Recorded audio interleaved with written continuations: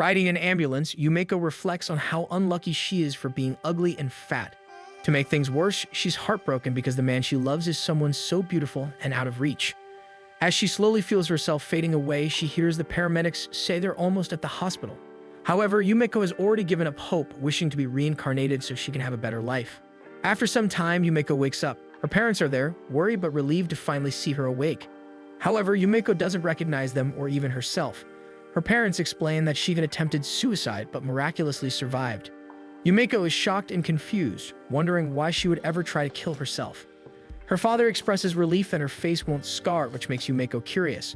She asks for a mirror so she can see, but her mother tells her they don't keep mirrors because Yumeko hates them, then hands her a phone instead. Yumeko looks at her reflection on the phone screen and instead of disgust, she calls herself super cute, which shocks her parents. She compliments her flawless skin and puppy-like eyes while her parents watch in disbelief, stunned that their self-loathing daughter is finally happy with her appearance. But instead of sharing her joy, they panic and call the doctor, fearing Yumeko might be crazy. The doctor later explains that Yumeko is suffering from retrograde amnesia due to brain trauma and that personality shifts are common. Yumeko's mother worries that the neighbors might think they're strange, but her father and the doctor are simply thankful that Yumeko survived. Yumeko also feels grateful that all she lost was her memory.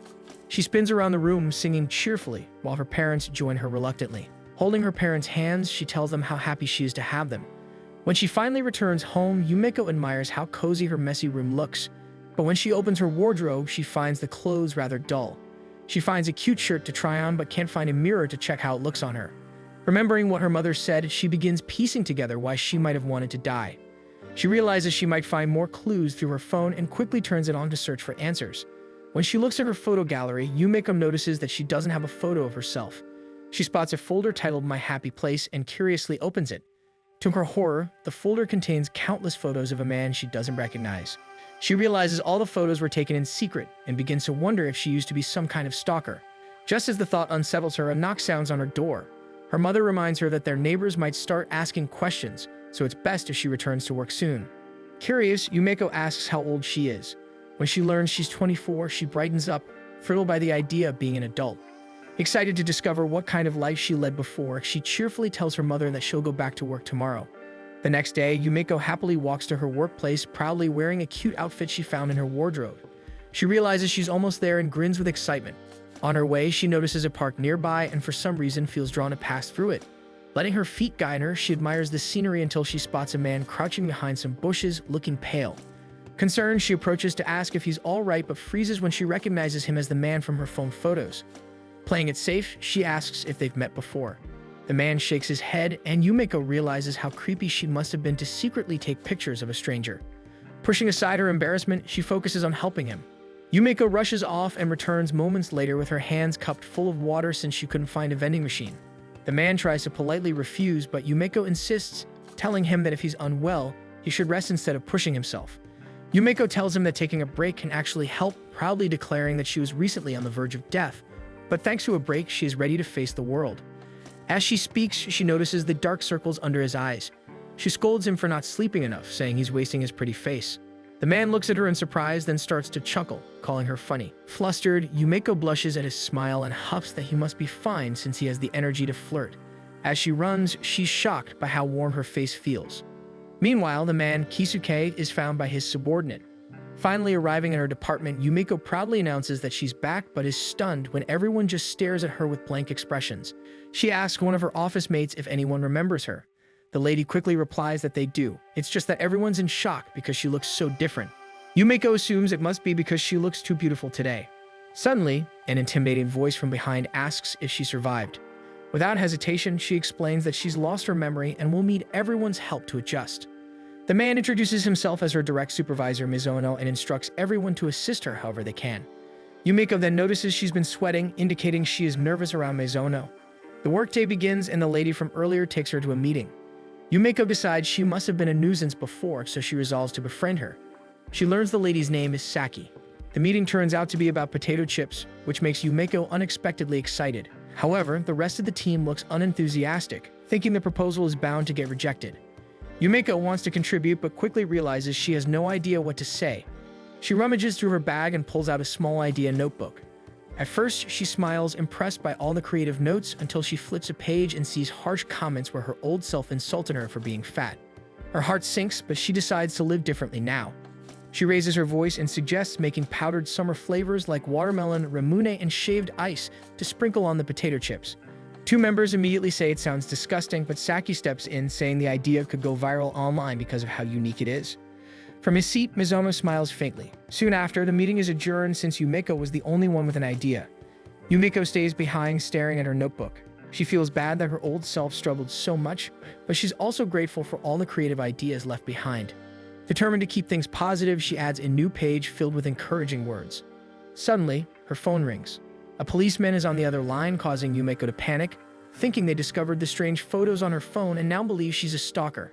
But the officer tells her that they think her suicide attempt might actually be an attempted murder, so they want more information about what happened. Yumeko admits she's lost her memory and the call soon ends. At first, she thinks the idea is ridiculous, but then her imagination begins to run wild as she thinks the culprit might be Kisuke, or someone who is in love with her. Before her fantasies can spiral further, her stomach suddenly growls. Back in the department, Saki is surrounded by several male employees asking her to join them for lunch. As she contemplates who to go with, a few women glance at her with envy. Just then, Yumeko bursts in, rushing to Saki's side, thanking her for the support. The men immediately comment on how kind Saki is for helping out. Yumeko assumes the praise is directed at her, but when the men try to clarify, she refuses to listen. Grabbing Saki by the arm, she invites her to lunch, but the men protest, saying they asked first.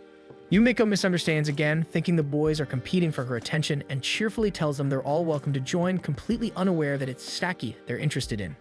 At lunch, Yumeko enthusiastically devours every dish on the table while the men watch in shock at her large appetite. She even starts helping herself to food from other plates. When one of them tries to joke that she's fat because of how much she eats, Yumeko confidently replies that she needs to eat plenty to maintain her beautiful proportions. Saki admits that when she eats too much, her face gets round. Yumeko assures her that girls actually become more attractive when they gain a little weight, but this only makes the men laugh harder, thinking she's just making excuses not to diet. After lunch, Yumeko feels drowsy, so Saki offers her some mints and explains which pressure points to pinch to stay alert. Yumeko glances around and notices how tidy Saki's desk is. Yumeko muses that in terms of beauty, they seem evenly matched. Saki agrees easily but points out that Yumeko's desk is a mess. Looking closer, Yumeko realizes her old self had filled the drawer with countless idea notebooks. Saki then asks what made her speak up during the meeting earlier. Yumeko proudly shows one of the notebooks, explaining that her old self had so many ideas but lacked the courage to share them. Saki flips through a few pages, her eyes widening as she reads. Yumeko smiles, saying her old self must have loved snacks and sweets, and that she wants those ideas to finally be heard. Before they can chat further, Mizono calls out for Yumeko's attention. Mizono informs Yumeko that the team has decided to move forward with her idea and tells her to prepare a pitch. Yumeko agrees, but she feels slightly uneasy around Mizono, though she can't quite figure out why. He then instructs Saki to finish some documents, even giving her a compliment. However, Yumeko notices that Saki doesn't look happy. Later that evening, as Yumeko studies how to make a pitch, she decides she'll ask for Saki's help tomorrow. Her thoughts drift to Kisuke, wondering if she'll see him again. Realizing it's getting late, she remembers she still needs to buy clothes to impress her crush. She's certain her old self must have been in love with Kisuke, but never had the courage to approach him.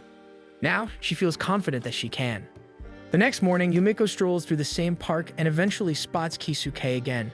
They greet each other, and Yumeko fumbles to find a water bottle to offer him. Kisuke smiles and shows her that he brought one.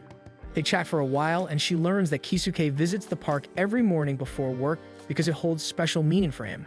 Yumeko agrees, saying she also finds the park important but admits she can't remember why.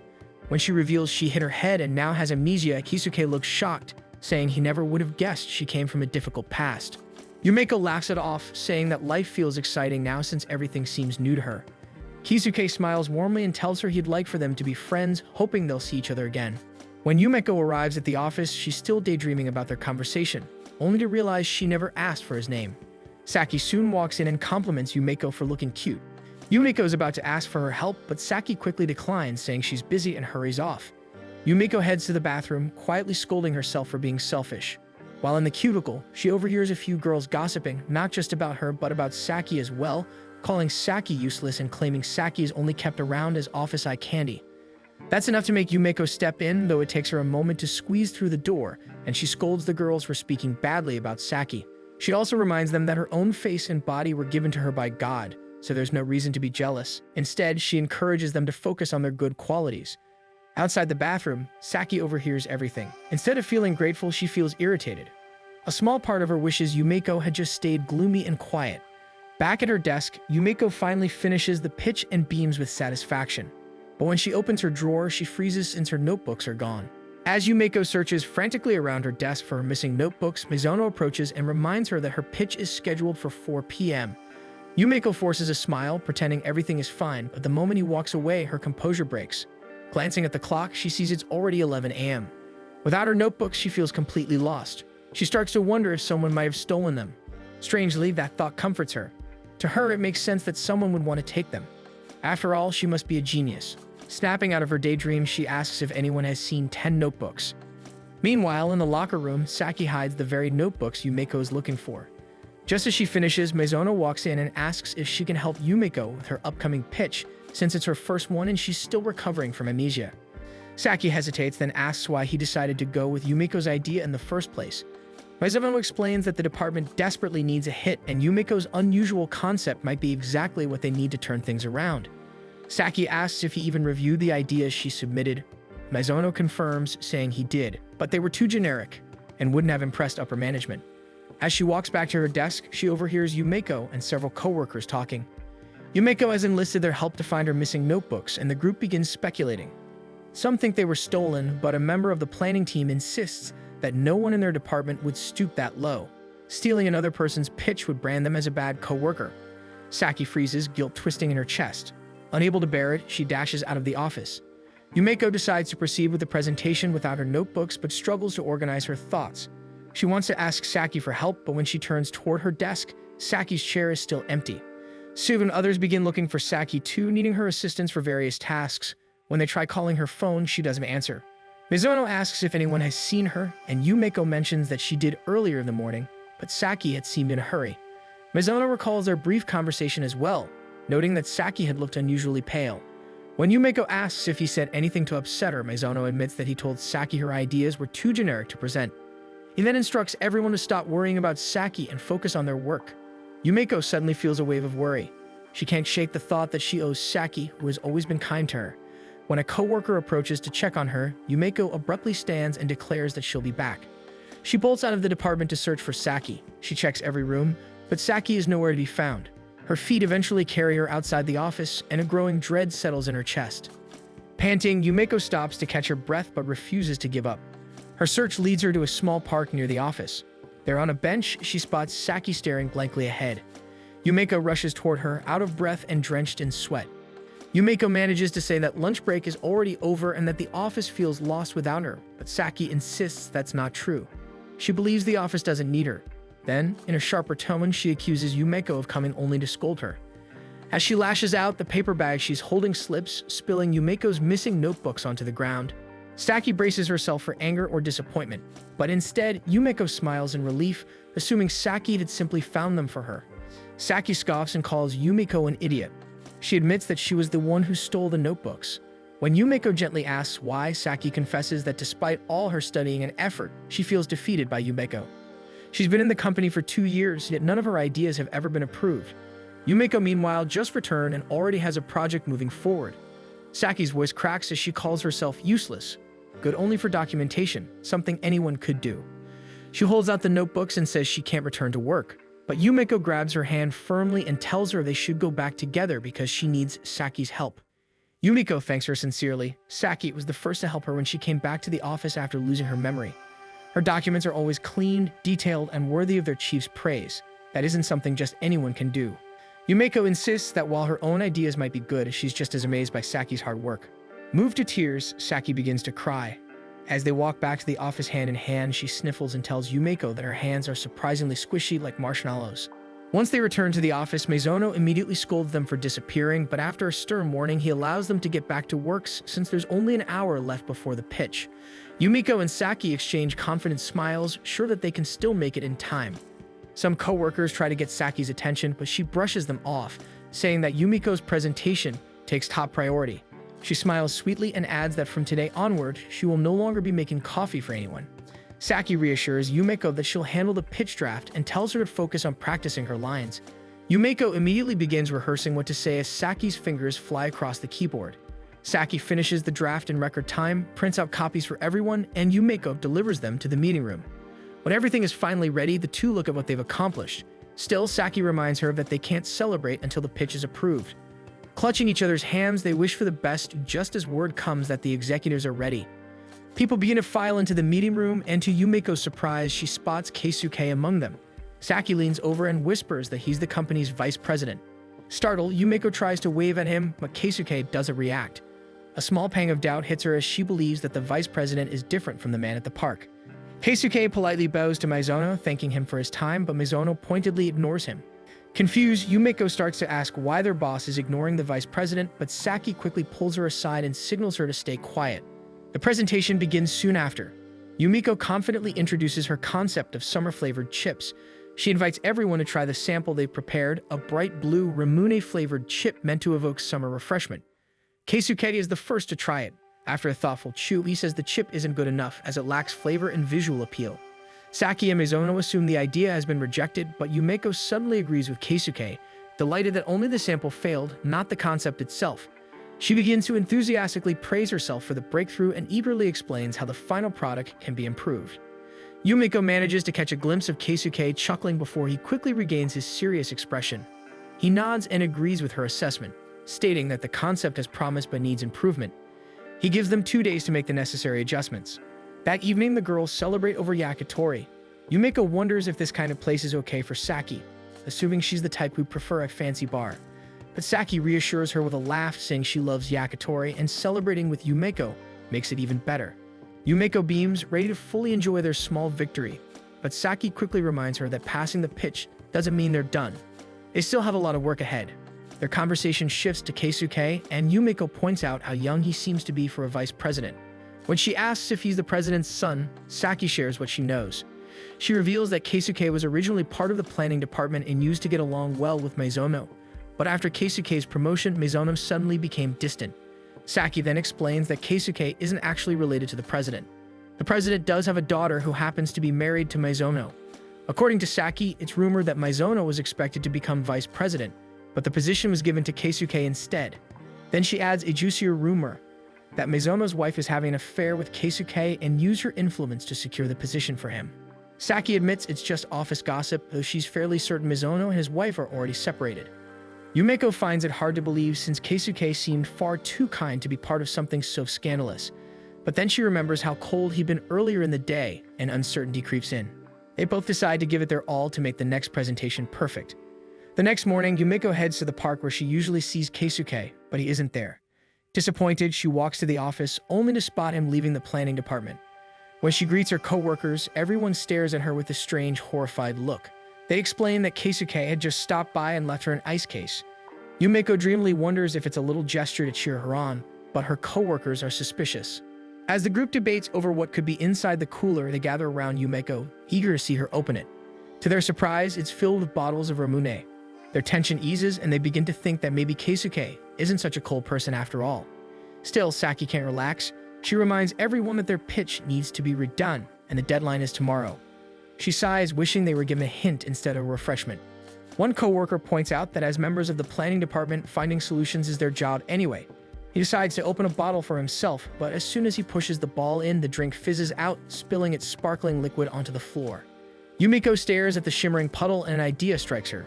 She grabs Saki's hand and tells her to follow. Together, they rush to the food development research room, ready to test Yumeko's new concept. They work through the day and deep into the night, mixing, testing, and tasting. By dawn, their exhaustion turns into pride as they stare at their final result, chips that look and taste completely different from their first attempt. They high-five, smiling through their fatigue, proud of what they created after more than 24 hours of non-stop work.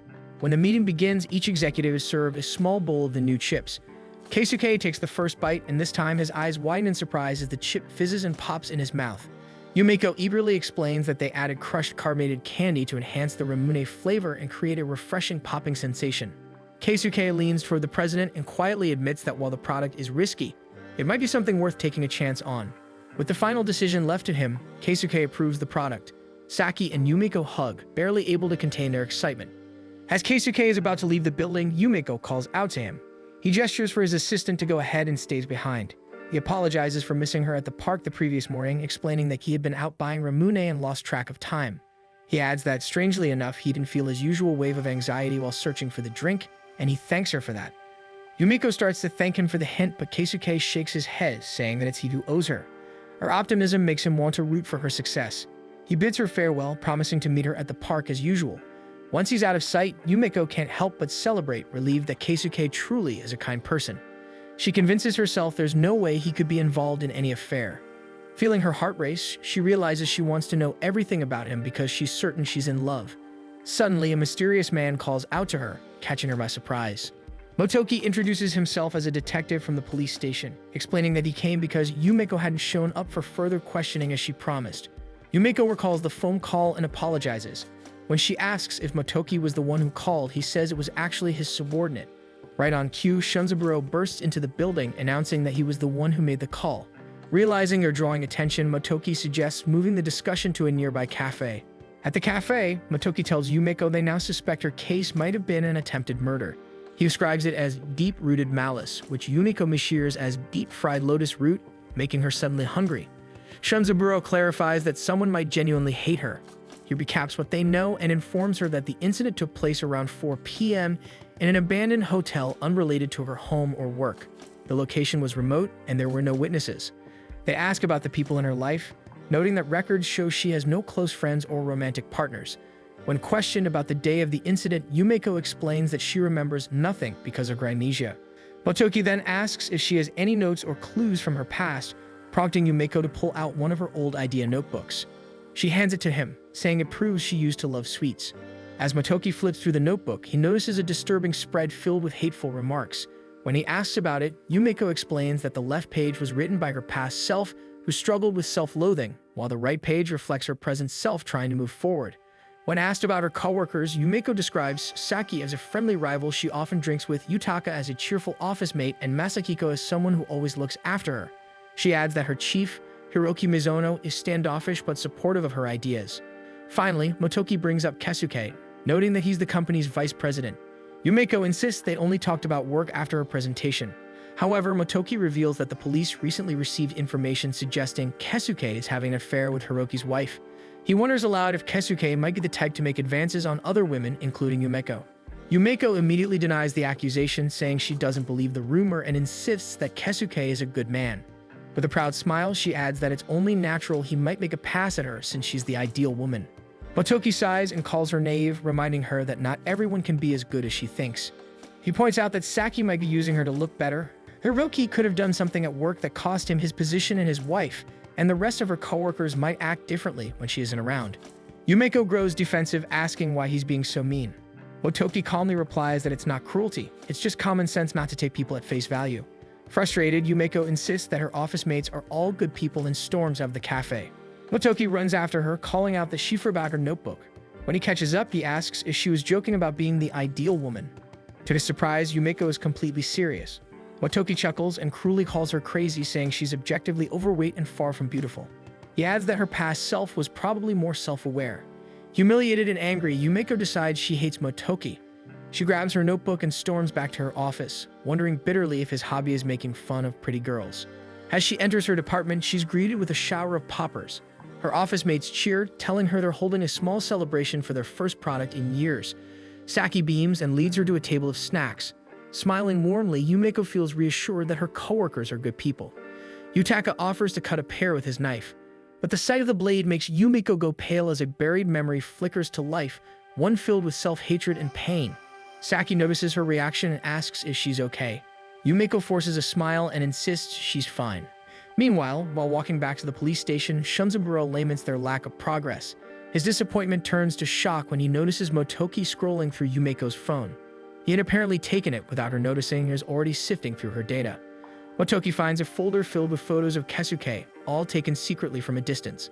The discovery makes him doubt Yumiko's claims of amnesia, and he concludes that they should continue monitoring her closely. Tossing the phone to Shunzaburo, he orders him to turn it in as a lost phone at the front desk and keep an eye on Keisuke, while he himself will focus on following Yumiko. At home, Yumeko searches every corner of her room, growing increasingly anxious when she can't find her phone. She wonders if she misplaced it or if someone had stolen it. Her thoughts briefly drift to Saki, remembering a time when Saki had taken her things before. But she quickly shakes the thought away, slapping her cheeks to focus. Saki wouldn't do that now since they're on good terms.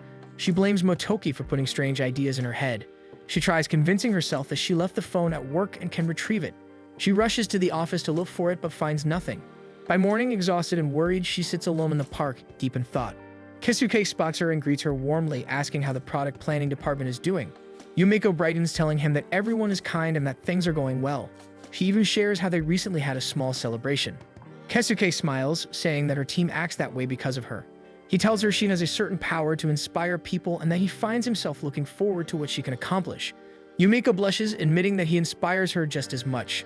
Talking with him fills her with courage. For the first time, she feels ready to face her past, even if it frightens her. From a distance, Motoki watches the two with narrowed eyes. Their body language seems far too familiar for a simple work relationship. Shunzaburo arrives and hands Motoki a folder. Inside are surveillance photos of Keisuke having dinner the previous night with Hiroki's wife, Rikako, at an upscale hotel. Meanwhile, Keisuke decides it's time to head to work and finishes his drink. Yumeko compliments his discipline and Keisuke chuckles, saying that staying hydrated has become a habit and that it's thanks to her that he's been able to breathe easier these days. Yumeko asks about his episodes and Keisuke admits that he used to have them a lot. He explains that although people at work see him as cold and composed, the truth is that he struggles deeply with pressure. Talking to Yumeko helps him feel lighter and at ease.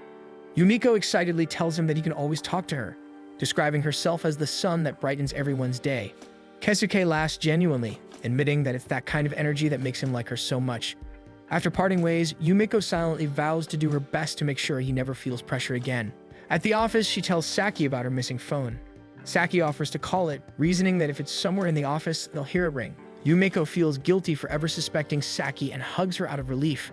A moment later, Yumeko receives a call from the front desk informing her that she has a guest waiting. When she goes downstairs, she finds Shunzaburo waiting for her. She looks around for Motoki, but Shunzaburo says that he came alone. He hands her her phone and guides her to the park, admitting that they were the ones who took it. Yumeko grows angry, but Shunzaburo quickly explains that Motoki has a habit of overstepping boundaries when it comes to solving a case. He adds that Motoki suspects her of lying about her amnesia. When he mentions the album full of Keisuke's photos, Yumeko immediately worries that she might be arrested for taking pictures without permission. She denies being the one who took them, then corrects herself by saying that it was probably her past self, not her current one. Shunzaburo reassures her that he isn't there to arrest her and just wants to hear the truth. Yumeko admits that she doesn't know why her old self would have taken such photos, saying that if it were her now, she would have done it openly because of how beautiful she looks. Shunzaburo then takes out a photo and asks if she knows the girl in it. Yumeko studies it carefully but says that she doesn't recognize anyone that gloomy in the office. Shunzaburo tells her that it's actually a photo of her. Yumeko chuckles and says that there's no way it could be her because of the frown and how lifeless her eyes look. He insists that it really is her, so Yumeko takes the photo to get a better look, still finding it difficult to believe that the picture is her old self. As Shunzaburo prepares to leave, he accidentally drops his documents on Keisuke. Yumeko catches a glimpse of one of the photos and sees Keisuke having dinner with Rikako. Something about Rikako's features feels strangely familiar to her. When she asks why they have photos of Keisuke, Shunzaburo admits that he was ordered to follow him since he seemed unusually close to her. Yumeko asks if Keisuke is a suspect in her attempted murder case, and when Shunzaburo confirms it, she immediately defends him. She insists that Keisuke is one of the kindest, most genuine people she knows, someone incapable of hurting anyone. She tells Shunzaburo to tell Motoki to stop suspecting Keisuke and storms off angrily. Shunzaburo, shaken by her outbursts, speaks into a small device hidden on his clothes, reporting to Motoki that Yumeko is mad. Motoki responds that it's fine and he heard everything perfectly. Meanwhile, Yumeko heads to the restroom to calm down. She stares at her reflection in the mirror and recalls her mother's words. The longer she looks, the more her reflection seems to shift. Fear grits her chest. She nearly smashes the mirror in panic but stops her hand just in time. Bits of her memory begin to resurface, making her feel as though her old self is slowly returning. Terrified of becoming that person again, she runs out of the restroom and rushes toward the exit of the building, unaware that she dashed past Keisuke. Recognizing her, Keisuke tells his assistant to buy him some time while he goes after her. Yumeko flees to the park just as the sky starts to drizzle. Keisuke eventually catches up to her and she tells him to stay away, terrified that she's turning back into her old self, and that her eyes are beginning to lose their light. He assures her that she's fine as she looks the same as always. They sit together as she confides that she's afraid of remembering her past self, saying that the old photo brought back her fear of who she used to be. Keisuke admits that he had also seen an old photo of her when he was notified about an employee's accident. He hadn't realized it was her until the day of the product pitch. He tells Yumeko that to him, the person she is now feels like her true self, and that even if she regains her memories, this version of her will remain. He assures her that their friendship won't change. Yumeko's eyes fill with tears, but before she can respond, Keisuke's assistant comes running to remind him about an important meeting. Keisuke's expression hardens as he stands, his tone turning cold again as he tells Yumeko that he's looking forward to the product launch. Yumeko watches him leave and quietly vows to clear his name.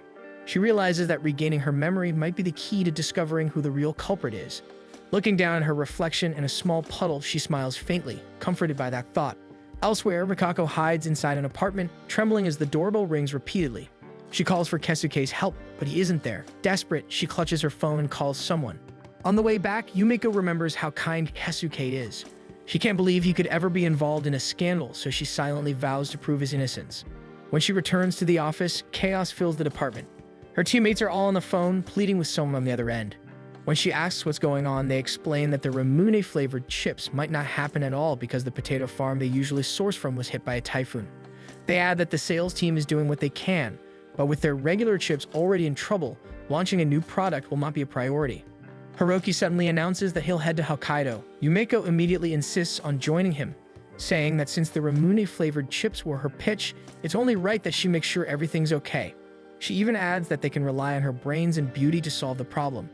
Hiroki tells her to get ready within a minute, which makes Yumeko grin, proud that she got her way.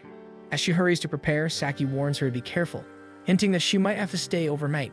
Yumeko's imagination runs wild as she suddenly worries that Hiroki, being separated, might have urges he can't control and that she could become a victim. Saki realizes it's pointless to explain further and simply wishes her good luck. As they head out, they run into Keisuke, who notices their bags. He asks Hiroki to let him come along, but Hiroki walks right past him without a word. Yumeko quickly takes Keisuke's hands and reassures him not to worry. She promises that they'll handle the problem and cheerfully tells him to expect souvenirs. When they arrive, Yumeko is amazed by the vast fields of potato plants stretching before her. But the moment a farmer spots them, he firmly declares that they're not getting any of his potatoes. Hiroki tries to reason with him, but the farmer stands by his decision, saying he doesn't want his potatoes turned into junk food. He starts to explain more reasons why he doesn't want his potatoes used, but then notices Yumeko beside Hiroki. He asks if she is Yoshiko. Yumeko corrects him, introducing herself as Yumeko, though Hiroki cuts her off before she can say more. Just then, Yumeko catches the scent of something delicious. The farmer gestures towards some freshly steamed potatoes, saying they've just finished cooking. He picks one up fondly, mentioning that steamed potatoes were Yoshiko's favorite. Yumeko's stomach growls loudly since she hasn't eaten lunch yet, so the farmer offers her one. She takes a small bite and immediately exclaims how delicious it is. Noticing a batch of freshly harvested potatoes nearby, she walks over to inspect them. She picks one up, intrigued by its odd shape. The farmer frowns, muttering that people like them are usually picky about imperfect potatoes. But Yumeko doesn't hear him. She's too busy admiring the variety. She cheerfully says that their different shapes and sizes would be perfect for her unique potato chip idea. Hiroki backs her up and asks the farmer again to let them use his potatoes. After a moment of thought, the farmer finally agrees. Both Yumeko and Hiroki smile in relief. Curious, Yumeko asks who Yoshiko is, only to be disappointed when the farmer explains that Yoshiko is his beloved wild boar. They rush to catch the train to the airport. Hiroki looks irritated when he sees the number of bags Yumeko is carrying. She explains that most of the things are for her, not the team, since she needs to maintain her beautiful body. Despite his annoyance, Hiroki helps her carry the bags and they board the train together. As Yumeko happily eats beside him, Hiroki reminds her not to celebrate yet since there's still more work ahead. Still, he thanks her, admitting that the farmer probably wouldn't have agreed if Yumeko hadn't showered him with compliments. Yumeko proudly says it's thanks to her beauty, though she adds that it wasn't difficult to praise him since steamed buttered potatoes are one of her favorite foods. She then asks what Hiroki's favorite food is, realizing too late that it might be too personal a question. To her surprise, he calmly answers that he likes meat and potato stew. Yumeko gets excited that Hiroki is starting to open up to her, so she asks if his wife cooks for him at home. Hiroki admits that cooking isn't his wife's strength and recalls how she cut herself several times the first time she prepared a dish for him, but it was far too salty, yet strangely delicious. When he glances at Yumeko, she has an amused look as she declares that what he experienced with his wife was love. She then asks why he tends to be so stern when he is clearly capable of being kind. Hiroki doesn't answer, prompting Yumeko to playfully demonstrate how he should relax his expression. Her antics only irritate him further, which makes her burst into laughter. Her laughter reminds Hiroki of his wife, and when Yumeko realizes she's laughing at her superior, she quickly apologizes. Hiroki tells her that it's fine. Yumeko looks at him curiously, realizing that he hasn't scared her at all today. When they get off the train, Yumeko tells Hiroki not to be too cold toward Keisuke, mentioning that he seems really down because of Hiroki's attitude. She insists that Keisuke isn't having an affair with Rikako and that Hiroki should believe in his wife because she can tell there's still love between them. She then thanks him for the day and cheerfully heads home. Left alone, Hiroki recalls how Rikako once tried to kill him and wonders if there's truly any love left. The next day, Yumeko waits at the park hoping to see Keisuke. She brought him noodles. Instead, his secretary arrives and hands her a letter. In it, Keisuke congratulates her on the success of the business trip and writes that he'll be too busy to meet her at the park for a while. He includes his email so she can contact him anytime. Yumeko squeals in delight, handing the noodles to the secretary and asking him to deliver them to Keisuke for her. When the secretary leaves, Yumeko excitedly gushes over the fact that she now has Keisuke's email. She considers sending him a message but quickly stops herself, reminding herself that a lady shouldn't be too forward. Back at the office, she proudly shows off the souvenirs she bought for everyone. Her team praises her for the successful business trip, and she confirms that they secured the potato supply. Yutaka wonders aloud if hitting his own head might make him as positive as her. Saki jokes that his afro would protect him from any impact anyway. Yumeko innocently asks why Yutaka always styles his hair in an afro, and Saki teasingly claims it's because he's secretly bald. Yumeko assures him that it's fine if that's the case, but Yutaka turns red with embarrassment and hurriedly explains that his hair is natural. Flustered, he rushes out of the department. Masakiko watches him go and wonders if Yutaka's reaction has something to do with his crush. The girls immediately grow curious and press him for details. They learn that Yutaka likes a girl named Mocha from the accounting department. They decide to take a peek at her and quickly realize she's very beautiful. However, they're puzzled about what she has to do with Yutaka's hair. Masakiko explains that Mocha is a fan of an actor. He shows them a photo, and they immediately notice he has silky hair and bears a striking resemblance to Keisuke. Masakiko admits that he's seen Yutaka sighing a lot lately and feels bad for him. Yumeko suddenly gets an idea and decides to help. Without hesitation, she approaches Mocha and introduces herself, asking directly what she thinks about big hair. Saki and Masakiko secretly watch from the entrance, while Yutaka spots them and moves closer to see what's happening, only to freeze when he sees Yumeko talking to Mocha. Mocha answers that as long as an afro suits the person, she thinks it's perfectly fine. She adds that she's a big fan of Runo Mares. When Yumeko asks what her type is, Mocha cheerfully replies that she likes the actor Takuma, then lowers her voice to admit she also has a crush on Keisuke. Yumeko is shocked by Mocha's confession, but before she can react, Yutaka suddenly grabs her and drags her away. Back in the planning department, he immediately demands to know why she was talking to Mocha. Saki cuts in, asking what he even likes about her. Masakiko accidentally blurts out that Yutaka likes Mocha's voice. Yumeko's curiosity grows, and after a bit of pressure, Yutaka finally gives in. He explains that he first noticed her husky, low voice when she called their department about some expense reports. She had asked whether all the restaurant bills submitted were for client meetings, and Yutaka had confessed that they weren't. He had gone to those restaurants alone because they were trendy and he wanted inspiration for his work. Expecting his reimbursement to be denied, he was surprised when Mocha proved it. From that moment, he fell from her kindness and felt genuinely validated. He recalls another day in the elevator when he recognized her voice and overheard her talking about how much she liked Takuma, particularly his silky smooth hair. It crushed him, knowing how different he looked with his afro, a feature he'd been teased about since childhood and even rejected for. Yumeko tries to lift his spirits, telling him that Mocha might not be like everyone else and that he should at least talk to her. Yutaka refuses, saying he's fine just admiring her from afar. Yumeko empathizes with him, aware of her past self's own struggles with self-confidence, but insists that it's a waste not to try since his chances aren't zero. She adds that Mocha herself told her that afros are great. Hearing that, Yutaka's eyes widen with hope. He decides he'll try to talk to Mocha after all. Yumeko smiles, satisfied not only because she helped Yutaka, but also because she hopes Mocha will stop setting her sights on Keisuke. The next day, Mocha visits the planning department looking for Yutaka. When he finally shows up, he's wearing several pieces of jewelry and seems oddly confident. Mocha approaches him about a receipt he submitted to the accounting office, but Yutaka boasts that he went to a bar and became popular with the girls there, claiming it was all for research. Mocha narrows her eyes and points out that there's no date listed on the receipt. She scolds him for being careless, reminding him that her department can't afford such mistakes. With a disappointed look, she turns and walks out, leaving Yutaka deflated. Yutaka loses all motivation and, in frustration, starts cutting his own hair.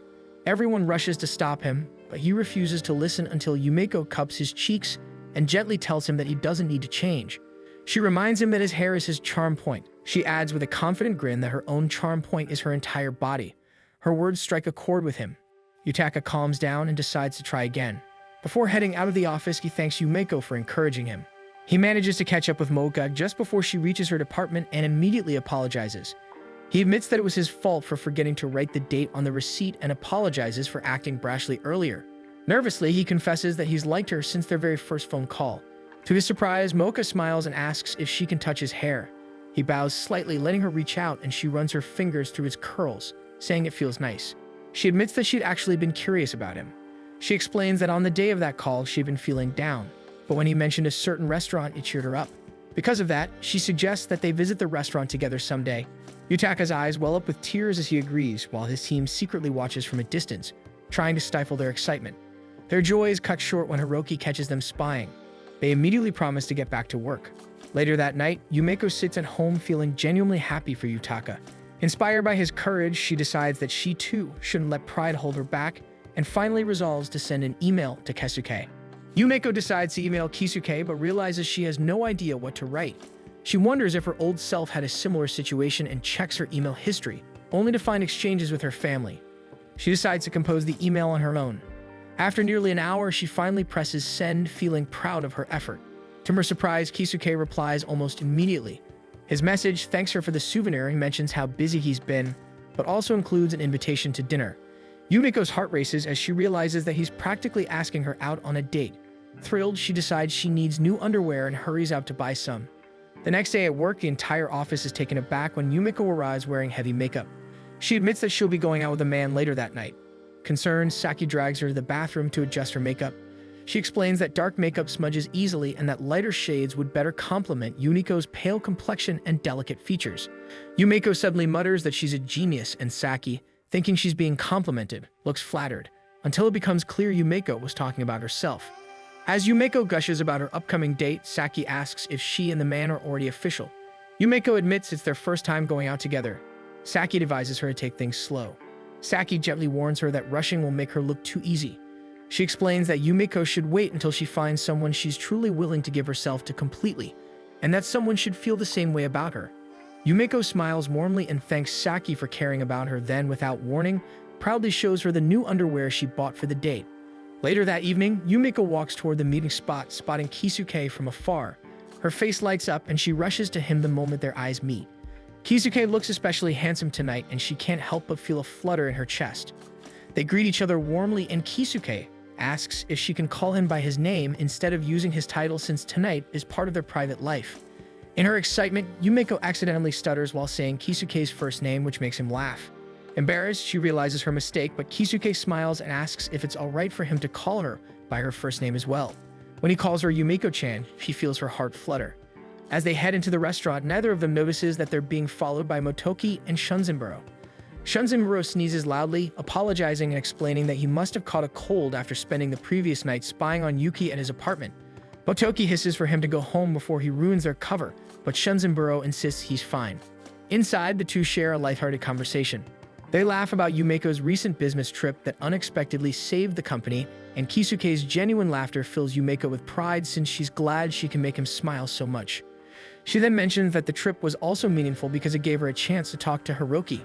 Keisuke's eyes widen at the name, but Yumeko continues, saying that she used to feel uneasy around Hiroki, but now feels more comfortable. She even gathered the courage to ask him to be kinder to Keisuke. Keisuke thanks her for her kindness but admits that Hiroki has his reasons for being cold toward him.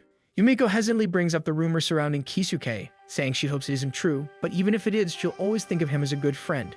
Just as Keisuke is about to say something, Shunzenburo suddenly sneezes hard enough to drop his glass and draw attention. Yumeko instantly recognizes the two men hiding nearby and calls them out.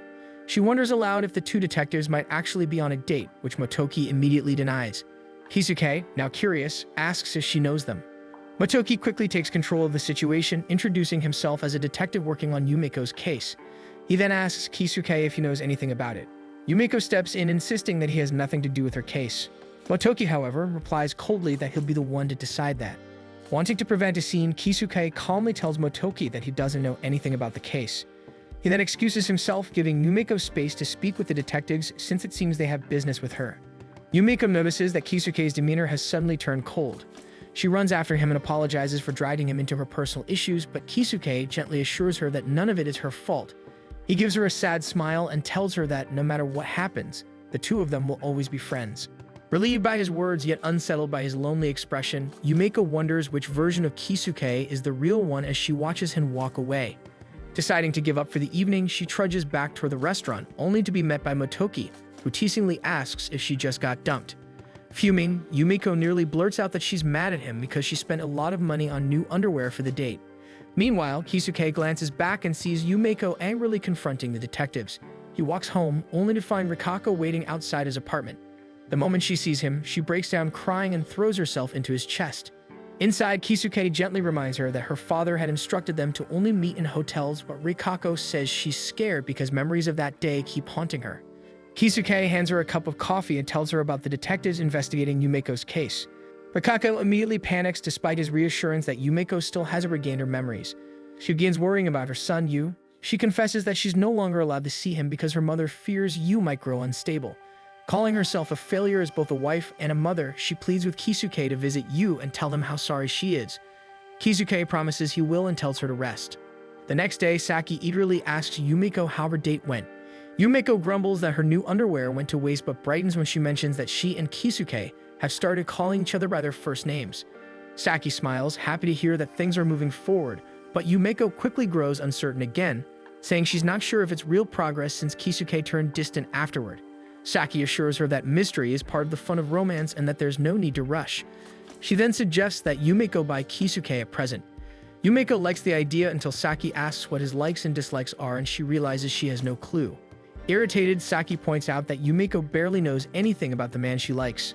Later, Yumeko slumps at her desk, realizing how bad that sounds, but she quickly cheers up again, deciding she can simply learn more about him. She considers sending him a message, but decides that's too unromantic. Instead, she resolves to follow him discreetly. Trailing Kisuke, Yumeko observes that he's incredibly dedicated to his work, always focused and composed. She still can't figure out what his personal interests are, but the more she watches him, the more endearing she finds him. The weekend arrives, and Yumeko grows anxious since she still has no idea what gift to buy for Kisuke. Wandering around town in thought, she somehow ends up near the office. She spots Kisuke stepping out of the building dressed casually. She's about to call out to him when a boy's voice shouts his name first. To her surprise, Yu runs up to Kisuke and takes his hand, speaking to him with a surprising level of familiarity. Yumeko turns pale as she wonders if Yu could be Kisuke's son. She thinks kids these days call their parents by their first names. She overhears them talking about going to the theme park and decides to follow them from a distance. Unbeknownst to her, the detectives are also tailing Kisuke. They're startled to see Yu with him since there's no record of Kisuke ever having a child. At the theme park, Yumeko watches Kisuke and Yu enjoying themselves. She admits to herself that Yu is adorable and that the two of them really do look like father and son. Feeling a pang in her chest, she decides to head home. Just then, Kisuke's phone rings. He answers the call, unaware that Yu has wandered off toward a nearby stage. Trying to get a closer look, Yu accidentally bumps into a man, losing his grip on his balloon. Distressed, he chases after it as it floats away. On her way home, Yumeko hears the sound of a child crying. When she turns, she's shocked to see Yu sobbing nearby. She looks around but doesn't see Kisuke anywhere. Torn between helping him and worrying that Kisuke might think she's stalking him, she hesitates. But Yu's crying convinces her to help. Yumeko tells Yu not to cry, promising to help him find his dad. But Yu corrects her, saying he's with Kisuke, not his father. Relieved, Yumeko realizes Yu isn't Kisuke's son after all. She asks for his name and what's wrong. Yu points up to a tree and says the balloon Kisuke bought him got stuck in the branches. Yumeko admits it's too high for her to reach, which only makes him cry harder. Trying to comfort him, she says that his mom or dad can always buy him another one. Yu tells her that his mother is sick and his father got angry and left them. He adds that only Kisuke plays with him but looks sad. Now that his balloon is gone, Yu says he feels like everyone hates him. Yumeko suddenly gets a flash of her past. She sees her mother yelling at her younger self for being such a klutz. Not wanting Yu to feel the same loneliness, she pretends to talk to the balloon, telling Yu that it says it wants to go back to him. Then she begins to climb the tree, assuring Yu that none of the problems the adults around him are his fault. Halfway up, she slips and falls down. Undeterred, she tells him not to think of himself as a nuisance. She tries again, continuing to tell him that he's important to his parents and to Kisuke. This time she manages to grab the balloon, but she loses her footing again and falls. She proudly returns the balloon to Yu, whose mood instantly brightens. Seeing his smile, Yumeko casually asks if he knows what Kisuke likes. Yu happily tells her about Kisuke's favorite food and favorite color, then adds that Kisuke also likes his mother. The revelation leaves Yumeko stunned. Yu then spots Kisuke searching frantically for him. He calls out and runs to him, and Kisuke hugs him in relief. Yu excitedly tells him that a kind and pretty lady helped him get his balloon back, but when he turns to point her out, Yumeko is already gone. Hiding behind a bush, Yumeko is heartbroken at the thought that Kisuke might already love someone else. She wanders aimlessly through town, lost in thought, until she notices people staring. She realizes that her pants have ripped. Before she can panic, Motoki suddenly appears and drapes his jacket around her waist. She quickly ties it on and accuses him of stalking her. Motoki calmly says it's part of his job and notes that she isn't with Kisuke. Yumeko says that she's going home, and Motoki ends up joining her in the taxi to retrieve his jacket. During the ride, he asks why she was following Kisuke. Yumeko defensively explains that she wasn't. She was just out shopping when she saw him with Yu. She says she only helped because Yu got separated and was crying, and adds that she learned Kisuke already likes someone. Motoki reveals that Yu is actually Hiroki and Rikako's son. Yu lives with Rikako's parents, and Kisuke has been visiting to take him out on occasion. Motoki believes Kisuke does it out of guilt over their separation, but Yumeko insists it's because Kisuke is kind-hearted. Motoki ignores her optimism, saying this only confirms that Kisuke and Rikako are lovers. Yumeko argues that it's too early to assume. Annoyed, Motoki tells her to just ask him directly. Yumeko says she intends to, and that if it turns out to be true, she'll give up on her feelings and remain his best friend instead. Motoki calls her a goody two-shoes, which Yumeko takes as a compliment. He adds that it seems she's acting like her usual self again. Yumeko wonders if he's teasing her on purpose, just to cheer her up. When they finally arrive at her home, her mother is startled by her disheveled appearance and surprised to see her bringing Motoki. Seeing how surprised Yumeko's mother is by his presence, Motoki introduces himself as a detective. Yumeko's mother immediately assumes her daughter got into trouble, but Yumeko quickly explains that she ripped her pants and that Motoki lent her his jacket to cover the tear. Relieved that it's just a minor issue, her mother tells Motoki he can head home if he wants. However, Motoki starts examining the house and asks if he can take a look around. Confused, she asks why, and he explains that Yumeko's supposed suicide case is now being investigated as a possible case of attempted murder. Yumeko suddenly realizes she forgot to update her mother about the change in the case. Her mother pales and tries to think of a way to get him to leave. She asks if he has a search warrant, but before Motoki can answer, the neighbors, who overheard the words "search warrant," begin gossiping.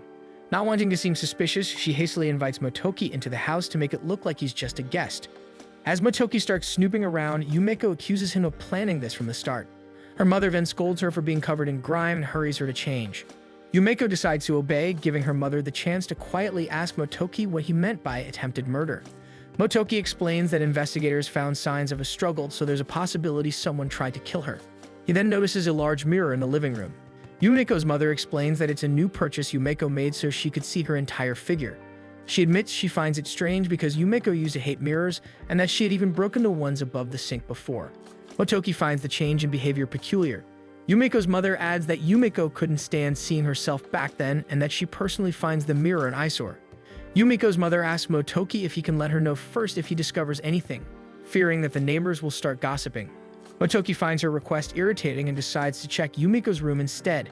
At her door, he asks if he can enter, but Yumeko immediately resists, claiming that he's rude for wanting to enter a lady's room. When he goes in anyway, he's greeted by the sight of Yumeko frantically trying to hide her underwear. When things calm down, Motoki comments that the room looks rather plain for someone with Yumeko's energy. He had expected her to decorate it with more color and life. Yumeko admits that she wanted to, but also chose to keep a piece of her old self because that is still part of who she is. Motoki remarks that he senses something dark about her past self and that perhaps this room used to be her only safe haven. Yumeko is surprised by how observant he is about both her current and former self. Feeling more comfortable, she confides that she sometimes experiences sharp pains in her head accompanied by vivid images. In particular, she recalls seeing herself crying in front of a broken mirror, taking photos of Kisuke, and on one occasion she remembers seeing a knife and hearing someone scream. He grabs her shoulders and urgently asks if she remembers anything else, but Yumeko can't recall any further details. She admits that the memories frightened her at first, but Kisuke had reassured her that her current self would remain and that no matter what happens, they would still be friends. Now she's eager to teach her old self how bright and beautiful the world can be. Yumeko adds that when her memories return, she's confident she can prove that Kisuke isn't a criminal. Motoki decides to take his leave, but Yumeko's mother reminds him to inform her first about any new leads. Irritated, he asks what exactly she's worried about. To him, it seems she's more concerned about her reputation than about Yumeko's safety. Yumeko's mother hesitates, unsure how to respond, but Yumeko steps in to defend her. She insists that her mother is amazing since she gave birth to someone as amazing as her. Motoki can't help but laugh at the comment, which annoys Yumeko. Just as she's about to argue with him, he excuses himself. A few moments later, Yumeko runs after him, holding out his jacket. Motoki realizes he had forgotten it. When he puts it back on, he notices it's stretched and full of creases. As he tries to smooth the fabric, Yumeko thanks him for his help. To her surprise, Motoki apologizes for misjudging her. Yumeko narrows her eyes, suspecting another one of his tricks, and asks what exactly he's planning. Motoki explains that he had originally thought Yumeko was bluffing about her memory loss. But now he realizes that the emergence of her new personality and the loss of her memories were her mind's way of protecting itself. He warns her that facing her past might not be pleasant and asks if she's still willing to uncover her memories.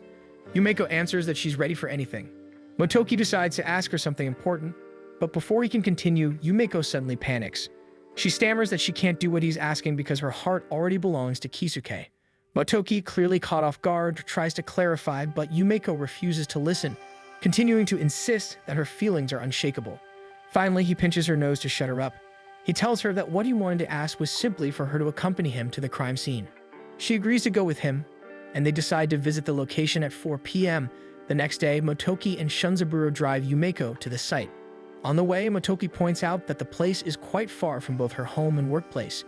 Yumeko admits she has no idea why she would have gone there. They arrive at an old, abandoned hotel.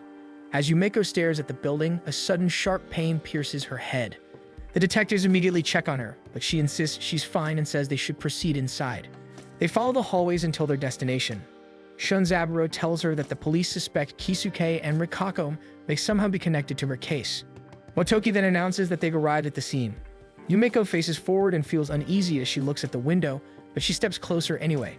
As she moves, Shunzaburo warns her to be careful of the skid marks. Yumeko mishears him and thinks he said squid. Shunzaburo clarifies that skid marks are footprints or drag marks. Motoki asks what her shoe size is.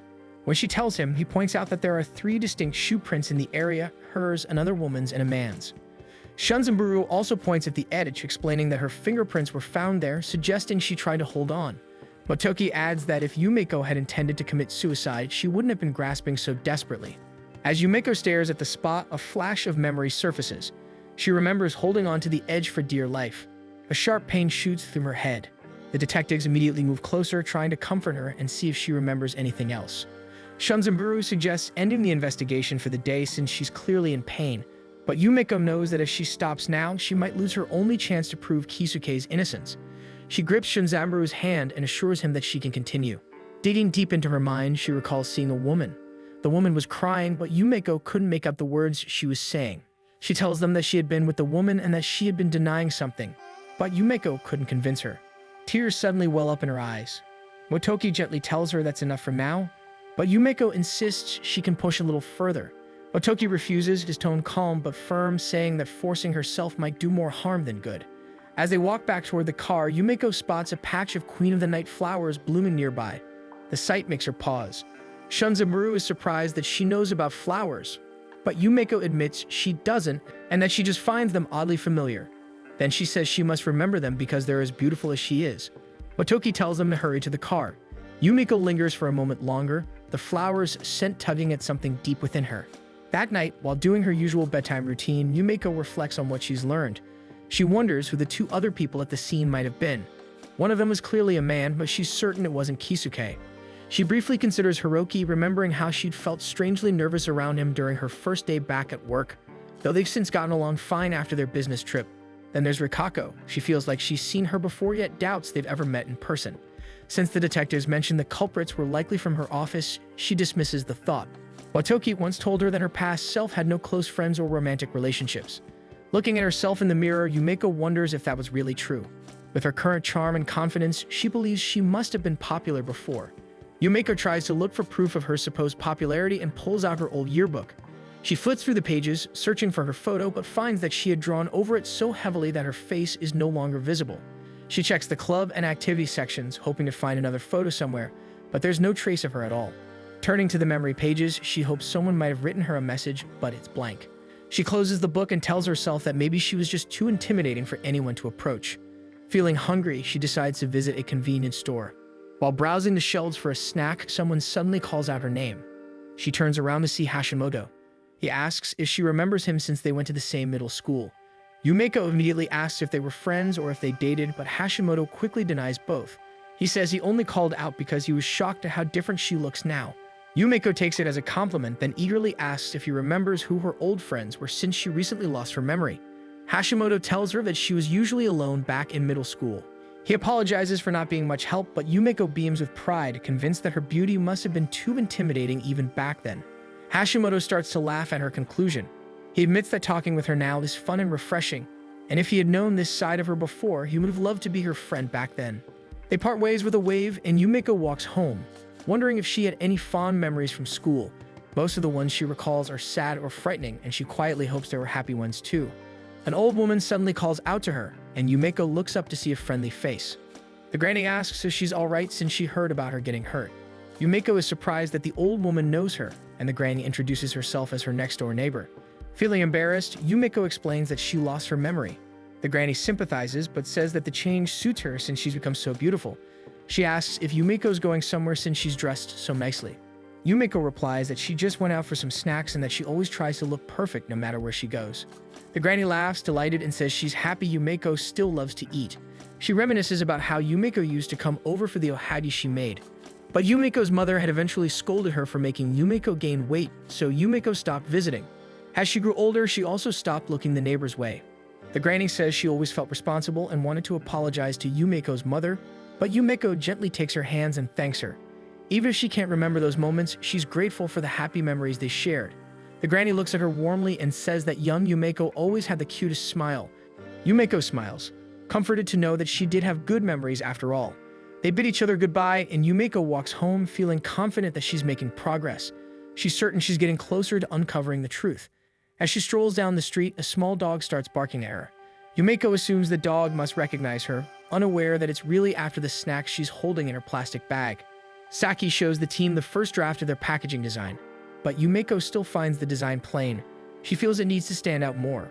Although the others brush off her opinions, Saki still decides to pass her comments to the design team. As everyone returns to work, Saki asks if she has already bought a thank you gift.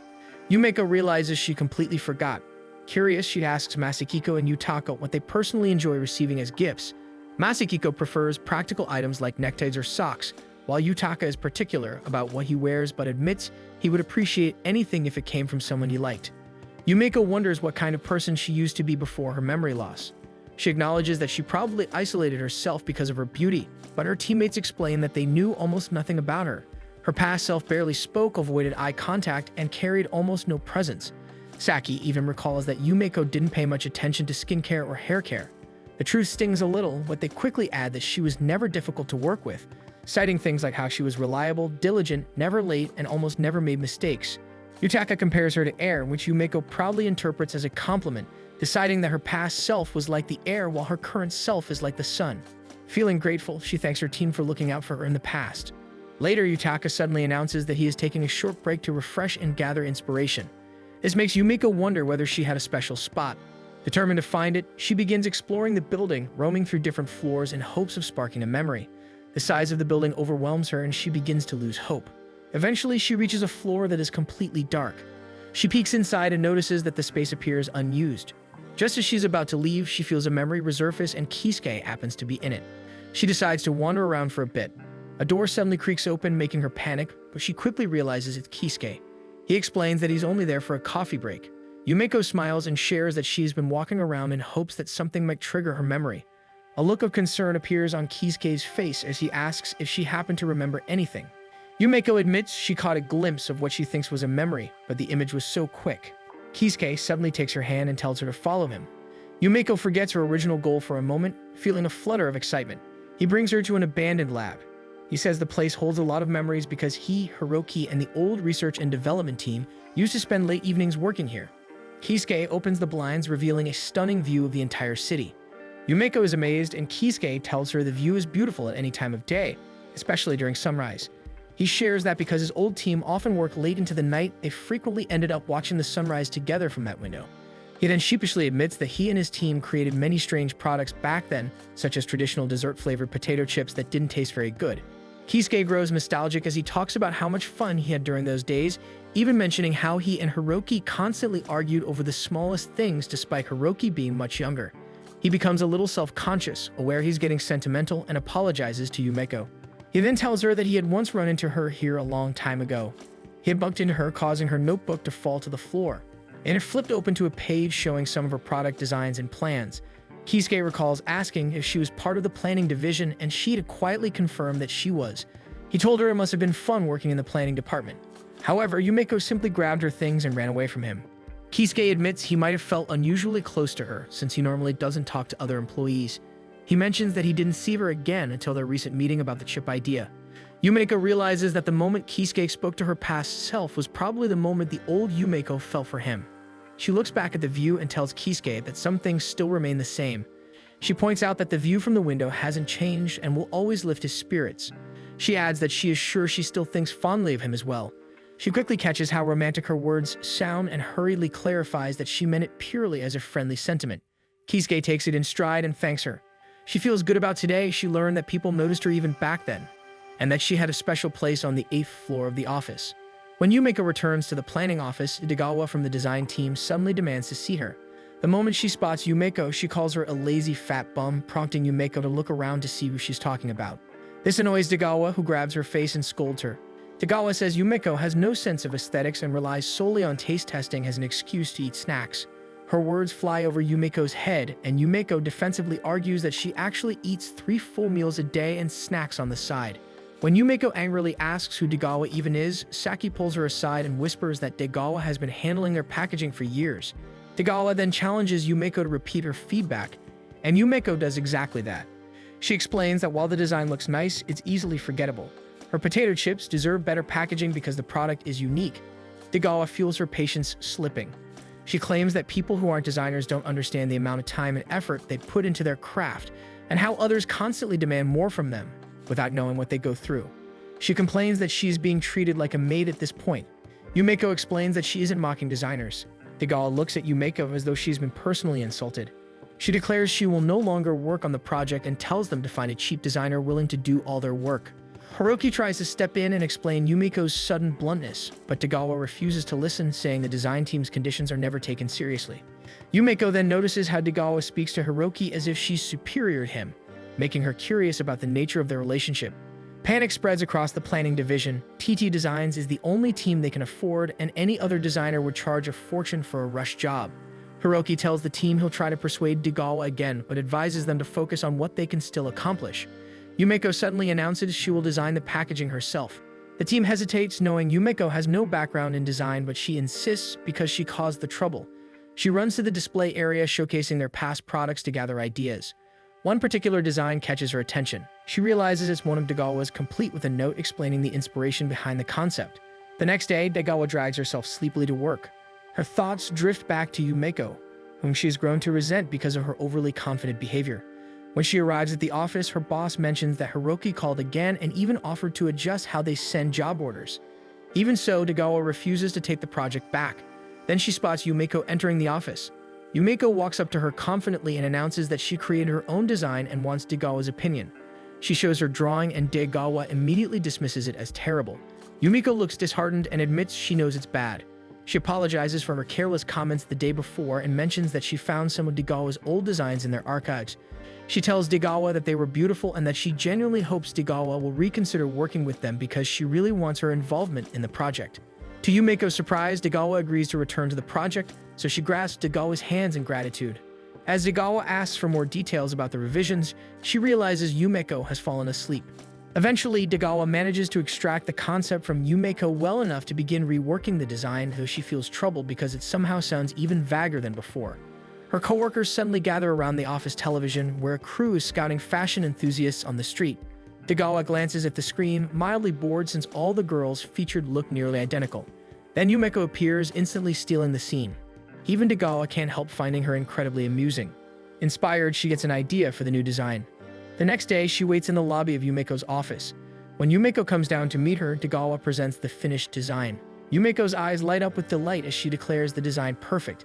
Seeing Yumeko so happy makes Degawa suddenly feel guilty, prompting her to apologize for her harsh remarks about Yumeko's weight. Yumeko brushes it off, claiming she understands jealousy because she has an amazing figure. She then expresses her excitement to show the design to Kisuke. Degawa is startled to hear his name. When Yumeko asks if she knows both Kisuke and Hiroki, Degawa admits they used to be friends until Kisuke ruined their friendship.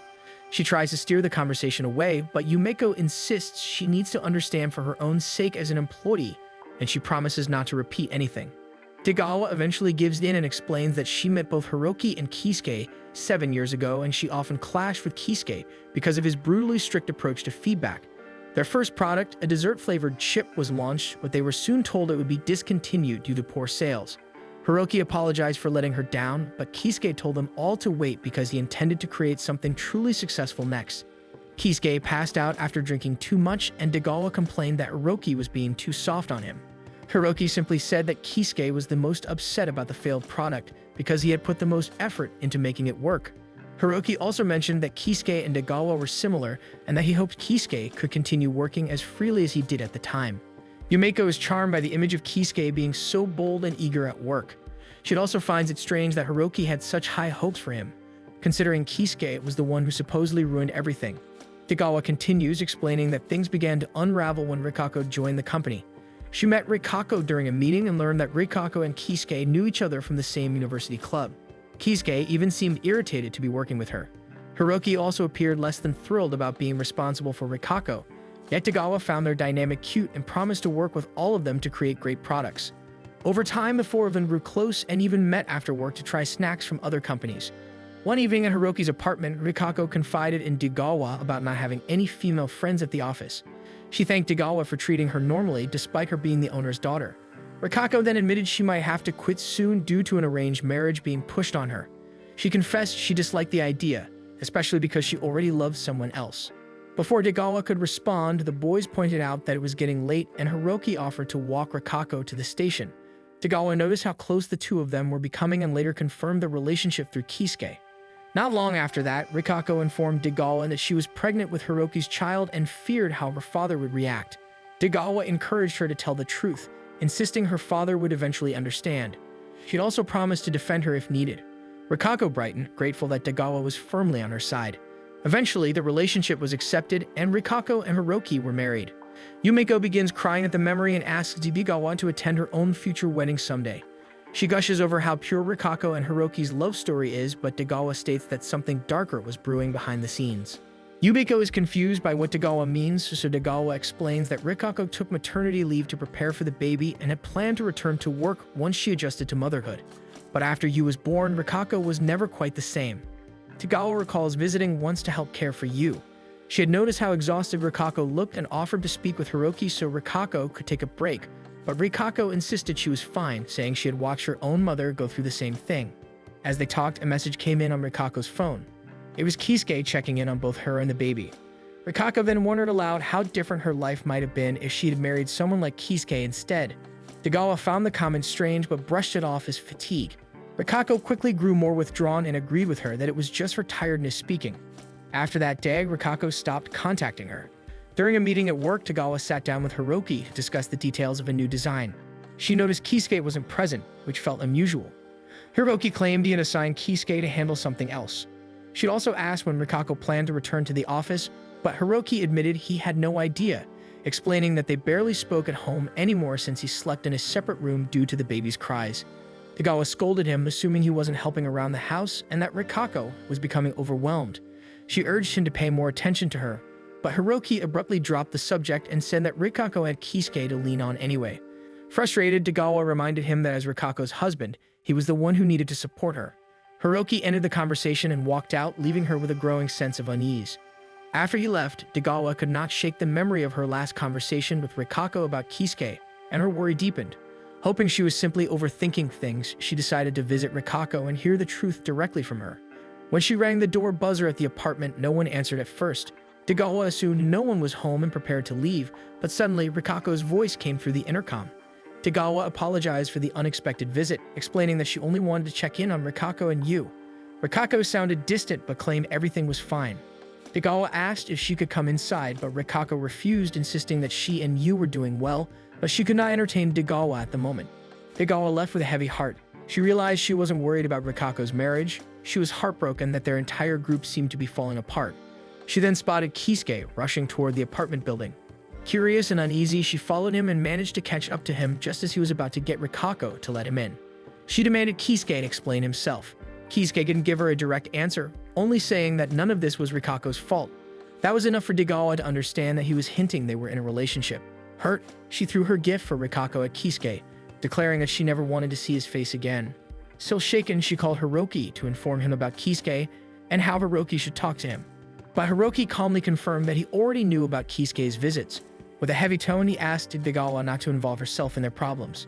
Degawa tells Yumeko that she had felt miserable back then, but now it's no longer her business. Yumeko gently insists that they're probably just going through a rough patch, saying they can still resolve their problems.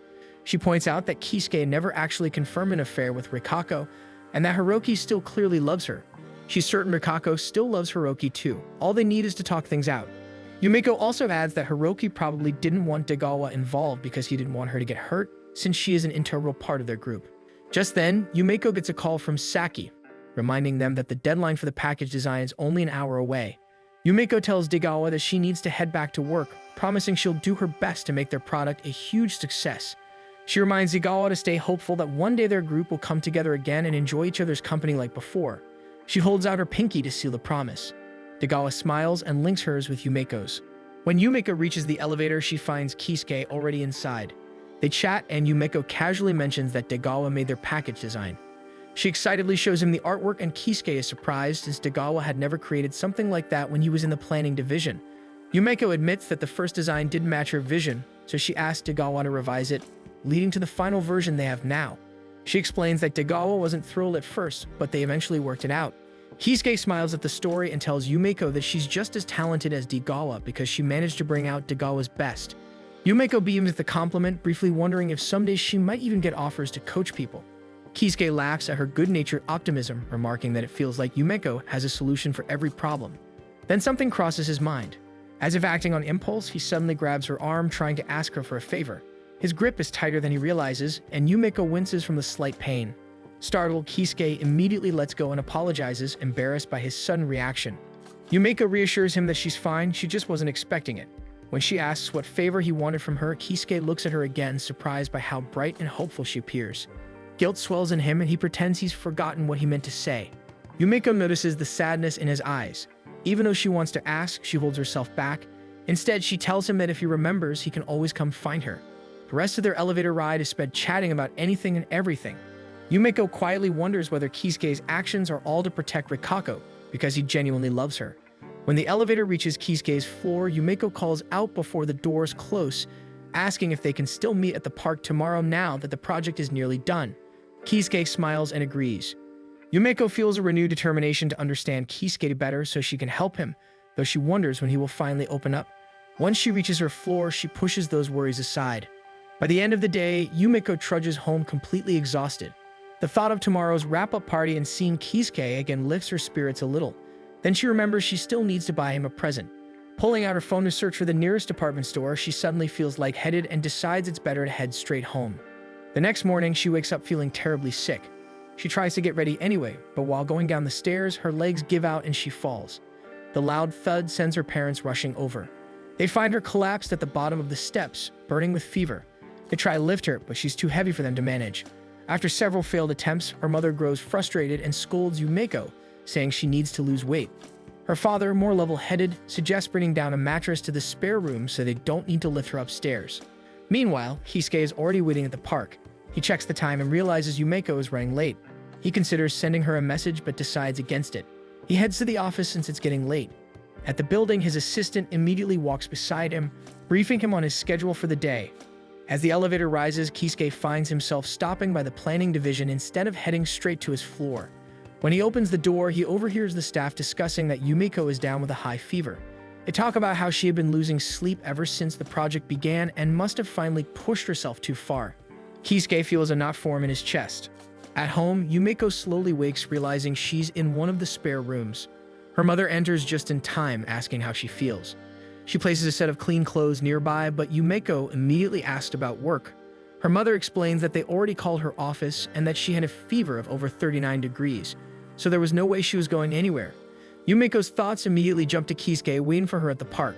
Before she can worry further, her mother insists she try the ginger poached pears she prepared. Yumeko sits up and takes a bite. Her eyes instantly water as memories from her childhood return. She tells her mother about the nostalgic flavor and thanks her for making it. Her mother, looking embarrassed, tells her to get better quickly. As Yumeko happily eats, her mother watches for a moment, then sighs. With her back turned, she mutters that if Yumeko plans to be a gem, like she once claimed, she'd better recover soon so she could shine. Yumeko suddenly yelps and her mother spins around in worry, only to see Yumeko holding out her plate, asking for seconds. Her mother takes the plate and grumbles that she'll skip the honey this time because of Yumeko's weight. Once she leaves, Yumeko giggles to herself, enjoying the rare affection she's receiving. Back at the office, Mocha quietly hands over a slip of paper with Yumeko's address to the planning division. She reminds them that accessing personal information is against the rules, but she's worried about Yumeko too. They hurry toward the exit together, but Hiroki spots them and stops them, asking why everyone is leaving at the same time. They try to insist it's simply the end of the workday, but Hiroki orders all of them to stay since he has a favor to ask. Back with Yumeko, she checks her temperature and realizes she's still running a fever. She notices it's already 7 in the evening and feels a little guilty for missing the wrap-up party. The doorbell rings and she wonders if her family is expecting guests. To her surprise, her mother lets her office mates inside and they all file into the room where she's resting. Yumeko tries to sit up, but they insist she stay lying down, explaining that they all came because they were worried. Saki even mentions that Degawa sends her well wishes. Yutaka then hands her a stack of papers from Hiroki, a list of wholesalers for her chips. Yumeko is stunned by the sheer number. They explain that Hiroki requested the sales team to triple their efforts in securing wholesalers for the product. He also told them to remind Yumeko to get well soon since overseeing sales will make her workload even tougher. Saki complains that Hiroki's gift is still work-related, but Yumeko genuinely appreciates it. She knows Hiroki has a soft spot behind his stern exterior. Masakiko then adds that they brought something for her too. Yumeko sees the package labeled with her favorite dessert and immediately reaches for it. She opens one of the cups and savors the sweet treat, grateful after only having pears all day. She begins giggling and admits that, despite everything, today turned out to be a good day. She thanks her team for making it special. Later that evening, Yumeko prepares for bed in her own room. She notices her fever has finally gone down and hopes she'll be well enough to return to work tomorrow. She checks her phone and finds a message from Kisuke. He had reached out to check on her, followed by another message containing a photo of the cityscape from the old lab. Yumeko is amazed at how beautiful the view is. Kisuke adds that she should rest well, reminding her that lack of sleep is the skin's worst enemy, echoing the first thing she ever said to him after losing her memories. Touched that Kisuke still remembers that moment, she opens her notebook and tells her past self that she is loved and valued, and that she only needs to hold on to see how cherished she truly is. Motoki first asks whether Kisuke is heading home or planning to visit Rikako again. Kisuke avoids the question, insisting that it's none of their business. When the detectives press him about his frequent visits to Rikako, he explains that they are friends, so it shouldn't be unusual for him to check on her. Motoki counters by pointing out that their meetings are hardly ordinary, considering they take place in luxury restaurants. Kisuke brushes them off as stalkers and prepares to leave, but Motoki shifts the topic to his relationship with Yumeko. Kisuke answers that he simply enjoys talking to her. Motoki then suggests that aside from that, Kisuke must also be anxious about Yumeko regaining her memories. Kisuke admits that he is concerned, but only because he wants her to be well. He tries to step away again, but Motoki stops him with one last request. Motoki asks to see Kisuke's shoes, claiming he wants to check the brand. Though suspicious, Kisuke reluctantly shows him one. Motoki inspects it carefully, especially the size. Once satisfied, he lets Kisuke go. After Kisuke leaves, he asks Shunzenburo to confirm the Japanese equivalent of a size 43 shoe. Shunzenburo responds that it's a size 27, precisely one of the sizes found at the crime scene. The next day, Yumeko wakes up feeling refreshed now that her fever has finally passed. She greets everyone she meets on her way to work, excitement growing with each step since it means she can meet Kisuke at the park. Her phone chimes and she sees a message from him. Kisuke asks her to meet at a cafe instead. When she arrives, he immediately spots her and calls out so she knows where he is. They settle into a small cafe with only a few customers. Kisuke apologizes for the sudden change of plans and explains that the detectives seem to be following him. Yumeko turns pale at the thought but tries to brush off her worry. Kisuke reassures her, saying he chose this particular cafe because he can easily keep track of whoever enters and leaves. He then invites Yumeko to have breakfast since the cafe is known for its good bread. When they go to the bread racks, Yumeko immediately begins to drool, her stomach grumbling at the sight. She then spots yakisoba bread and excitedly points it out. Kisuke is puzzled, unable to recall ever telling her that he likes that type of bread. Yumeko tries to conceal that she learned it from Yu by casually commenting that Kisuke looks like the kind of person who enjoys yakisoba bread. They return to their table with the bread they selected, settling in to enjoy their breakfast. As they eat, Yumeko brings up a topic from a recent conversation with her team about gifts they would like to receive from someone of the opposite gender. Curious and hopeful, she shyly asks what kind of gift Kisuke would appreciate. Kisuke answers that he would prefer receiving sweets. He explains that he would feel guilty if someone gave him something expensive or handmade, but sweets are something he enjoys and even useful for product inspiration. His sincerity catches Yumeko off guard and she feels herself falling deeper for him because of his answer. Kisuke then asks if she is planning to give a male friend a gift and casually remarks that she must have many friends aside from him. Yumeko freezes, unable to find the right words, torn between wanting to confess the truth and fearing she might ruin the surprise. Kisuke wishes her luck, saying he is certain her friend will appreciate whatever she chooses. His kindness only makes her heart ache more, especially knowing he has no idea how much she admires him. She studies him quietly after that, her thoughts drifting toward Rikako. She wants to ask him directly, but hesitates, afraid of the answer. During lunch, Saki remarks that Yumeko should simply ask Kisuke about Rikako if she wants answers, unaware of the specific people Yumeko is referring to. She comments that the whole scenario seems strange, then wonders how Mocha would feel if Yutaka were secretly meeting another woman. Mocha responds that she wouldn't mind. To her, a meeting isn't necessarily a date. Yutaka could be catching up with an old friend or attending something work-related. She explains that she doesn't want to become a burden by demanding reports from him and believes that not knowing something harmless wouldn't hurt her. Saki envies her maturity, admitting she would rather know every detail if someone she liked were seeing another woman.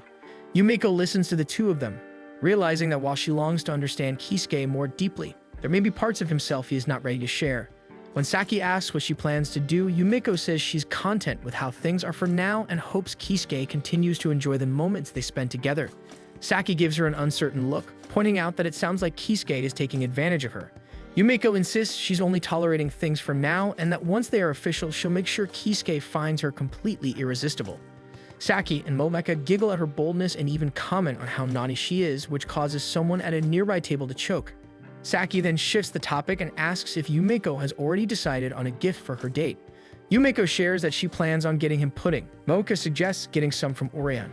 But the moment she starts giving directions, she and Saki both realize that Yumeko has absolutely no idea where the shop even is. They decide to tag along, and after work, the three head to the shopping district. They browse accessories and makeup, enjoying the rare chance to unwind. Yumeko is drawn to a dress but learns from the sales lady that it only comes in one size. She cheerfully reassures the woman that her body is unique and doesn't conform to standard sizing. Saki eventually steers them back to the mission, and they manage to buy the pudding for Kisuke. On the way out, the girls chatter about their purchases while Yumeko silently cherishes the moment. She realizes her past self probably wouldn't have enjoyed girl time like this. She thanks them out loud and admits she's decided to ask Kisuke directly about Rikako. Her friends look worried, but Yumeko reassures them that she needs clarity so she can move forward. She feels certain she can handle whatever answer he gives, knowing she has Saki and Momeka to lean on. The three share a hug before deciding to cap off their night with some drinks. As they head toward the bar, they pass a luxurious hotel and wonder what kind of wealth one must have to even step inside. Just then, they spot Kisuke stepping out of a limo, and beside him is a girl he's escorting. Mocha and Saki tense, wondering if this is the same girl from the rumors, but quickly conclude it can't be since Kisuke isn't acting cautious or secretive. That ease convinces them that the girl must simply be his girlfriend. Yumeko grows silent, clutching the gift she bought as her heart cracks at the sight of Kisuke guiding another girl toward the hotel. She follows her friends with heavy steps, unable to focus on their chatter. When Mocha stops by a convenience store, Saki finally asks if she's alright, noticing how downcast she's become. Yumeko insists she's fine just as they spot Yutaka and Masakiko passing by. Saki immediately invites the two to join them for drinks, saying they never got to have a wrap-up party. Yutaka tries to decline, but the moment Mocha returns, he changes his mind and agrees. They then remind Yumeko not to overwork herself since she just recovered from a fever, assuring her they can always go out another time if she's not feeling well. Moved by how considerate they are, Yumeko feels tears gather in her eyes. She forces her worries aside and chooses to enjoy the moment, announcing that she's ready to celebrate and that she's starving, her stomach rumbling right on cue. Meanwhile, at the hotel, Rikako downs a glass of wine while Kisuke gently urges her to slow down. Her father approaches, brushing off the concern and insisting that Rikako should have anything she wants, even if her doctor disagrees. He explains that she struggles with her mental health, and he refuses to deny her comfort. He then instructs Kisuke to stay the night at the hotel with her. Kisuke initially refuses, worried about Hiroki, but Rikako's father snaps at him not to mention Hiroki, since he blames Hiroki for Rikako's condition. Unable to defy the company president, Kisuke reluctantly agrees. The next day, Yumeko heads to the park to meet Kisuke. He sends a pin location deeper inside, and instead of taking the proper paths, she decides to follow the map directly to get there faster. This results in her crawling out from beneath a bush, startling Kisuke. She cheerfully explains that she had to go on a little adventure to reach him, and Kisuke begins shaking with laughter at her unexpected entrance. Yumeko quietly savors the sight of him laughing so openly. They settle into the nearby seats, and she takes a moment to admire the peaceful surroundings. Kisuke apologizes for changing the meeting spot again, but Yumeko tells him she enjoys the spontaneity. She then offers him the bag of pudding, telling him it's a small thank you for treating her to dinner the other day. Kisuke accepts the bag and asks if the gift has anything to do with their discussion about gifts yesterday. Yumeko apologizes, admitting she had wanted the gift to be a surprise. Kisuke tells her that he actually loves pudding and wonders if Orion is a well-known brand. Yumeko confirms that it is, explaining that she learned about it from friends. She says she bought it at a shopping district near the Westin Hotel. The moment she mentions the hotel, Yumeko decides it's time to bring up Rikako. She reveals that she actually saw him yesterday right after he stepped out of the limo and asks if the woman he was with happened to be Rikako. Kisuke immediately panics and asks if she has regained her memories because she knows Rikako. Yumeko explains that she hasn't, but she saw a photo of Rikako because the detectives had shown it to her. She also admits she knows Rikako is the president's daughter and Hiroki's wife. Although she notices how suspicious Kisuke's reaction was earlier, Yumeko chooses to focus on the question that matters most. She asks whether Rikako is a friend or his girlfriend. Kisuke answers without hesitation that Rikako is simply a friend, filling Yumeko with relief. He explains that Rikako's father frequently invites them to dinner and that she is an important friend he feels compelled to protect. He is aware of the rumors about them, but insists their relationship is nothing like that. He confesses he is the only person Rikako can lean on right now, and that he contributed to the collapse of her marriage with Hiroki, so he looks after her as a form of atonement. Kisuke then admits he felt relieved and genuinely happy when Yumeko once told him they would remain friends even if he had been having an affair. After their conversation, Kisuke excuses himself so he can head to the office. Yumeko waves him off with gratitude, relieved that he was honest about Rikako and glad she feels him opening up to her more. She convinces herself that she cannot judge him for his past mistakes because she has her own shortcomings as well. At the office, Saki and Mocha meet each other just as Yumeko rushes toward them holding a scroll, announcing that Kisuke confirmed Rikako is only a friend. The three of them hug excitedly. Later, while working, Yumeko finds herself thinking about Kisuke again when she suddenly receives a call from Shunzaburo inviting her to lunch. At the restaurant, he informs her that they have confirmed the shoe prints at the crime scene match Kisuke's size. He tries to gauge whether Yumeko remembers him being present when she fell. Instead of responding, Yumeko grows frustrated and insists that many men share the same shoe size as Kisuke, and that Kisuke already told her he is not having an affair. Shunzaburo channels his inner Motoki and tells her that Kisuke would never admit it even if he were. Yumeko is startled by the resemblance and only then notices that Motoki isn't around today. Shunzaburo explains that Motoki is off for the day and wonders if Yumeko somehow misses him. Yumeko denies it, saying she was only surprised because he usually seems so dedicated to work. Shunzaburo agrees and mentions that Motoki only takes this one specific date off every year. Motoki is visiting his family's grave since today holds deep personal importance to him. At Motoki's family grave site while he is praying, Matsuno and Ma suddenly arrive. She bows politely to Motoki and urges Ma to greet him. Ma hesitates because Motoki looks like a burglar to him. Matsuno lightly scolds her son, then introduces Ma as the child she had been pregnant with the last time she and Motoki met. Motoki says nothing and quietly walks past them. Matsuno apologizes, insisting that everything was her fault, but Motoki still does not respond and continues walking away from the grave. Back at the cafe, Yumeko wonders what kind of important day Motoki must be commemorating, but chooses not to dwell on it. She instead asks Shunzaburo if he has learned anything new about the case aside from the shoe prints.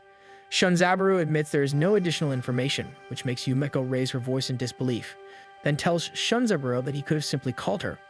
Shunzaburo explains that he wanted to check if she had remembered anything because he personally finds Keisuke suspicious. Yumeko becomes angry and insists that Keisuke has nothing to do with her case. Shunzaburo apologizes, saying he acted too hastily. He explains that he wants to become dependable enough to manage cases without Motoki, so Motoki will finally be able to retire. Yumeko is surprised because she thought the two detectives worked well together.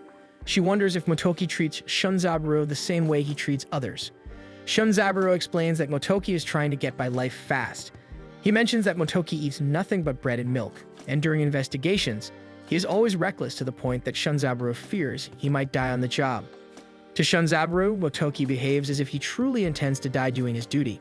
He admits he wants Motoki to retire so he can stay safe and live the rest of his life in peace. Suddenly, Yumeko remembers how deeply depressed she used to be and how genuinely she had wanted everything to end. She abruptly stands and insists that they need to find Motoki immediately, because he may be closer to death than they realize. They arrive at the town where Motoki lives and decide to walk the remaining distance. As they do, Yumeko asks if Motoki has some kind of illness that makes him want to rush through his life. Shunzaburo explains that Motoki used to be married, which shocks her since Motoki seems like the type not to marry. She learns that his wife, Satomi, passed away and that today is her death anniversary. He explains that he had learned about the situation during his first summer as a detective. He had overheard coworkers talking about an incident involving Satomi while Motoki was visiting the graveyard. He became curious but didn't want to ask Motoki directly because the matter felt too personal. Instead, he searched around the office for any records of the incident. Eventually, he found Satomi's file, which detailed that she had died after falling from a pedestrian bridge. Shunzaburo tells Yumeko that he feels Motoki is working out of despair. Yumeko suddenly smells takoyaki and insists that they stop to buy some. Shunzaburo says he isn't hungry, but Yumeko argues that the takoyaki is for Motoki, since all he ever eats is bread. As she says this, her own stomach growls. Yumeko remarks that no one can be happy when they are hungry. She gestures proudly at herself, claiming she is this cheerful because she always eats whenever she feels like it and makes sure she eats as many as she wants. Shunzaburo finds himself agreeing as she heads toward the stall to buy takoyaki and orders him to buy noodles. Motoki sits on a bridge and quietly thinks while taking in the scenery. He considers Matsuno's apology pointless. His stomach growls, and checking the time, he realizes it is already past lunch. He finds it strange that he still gets hungry even when he has no real desire to eat. His thoughts return to Satomi's death, and he feels it was unfair that she had to be the one who died. Reaching into his pocket, he pulls out a piece of bread. Before he can take a bite, the sounds of children playing catch his attention. He notices several kids playing soccer by the riverside and remembers Matsuno mentioning that Ma likes soccer as well. He recalls that they live nearby, so he tries to see if he can spot Ma among the children, but everything looks blurry, reminding him that he's getting old. He leans forward over the railing to get a better look, even deciding to jump onto the railing for a better vantage point. But Yumeko and Shunzaburo, who have just arrived, misinterpret the gesture. Thinking he intends to jump to his death, they rush forward and tackle him, which only makes things worse, leaving Motoki hanging off the edge of the bridge. Shunzaburo pleads with him not to end his life, which angers Motoki, since that was never his intention. He demands they pull him back up. Once safely on the bridge, he scolds them for pushing him off. Shunzaburo tries to explain that they were trying to save him, but Yumeko admits that her stomach might have been responsible for the push. Yumeko suggests that they all go to his place to talk things out, while Shunzaburo mentions that they bought him lunch, so he doesn't need to keep surviving on bread and milk. Motoki's apartment turns out to be a mess, but he still lets them in and tells them to leave as soon as they finish eating. Yumeko notices the small altar with his wife's picture. She and Shunzaburo quietly pay their respects, and Motoki asks how they even found out. Shunzaburo admits that he looked into it himself, but Motoki assures him it is fine since his wife has been gone for 4 years now. He insists that they don't need to walk on eggshells around him because of her death. Yumeko suddenly insists that it isn't fine at all, especially since they almost walked in on him ending his life. Motoki tries to deny it, but Yumeko continues scolding him, pointing out that Shunzaburo worries constantly because Motoki tends to behave like he wants to die while on the job.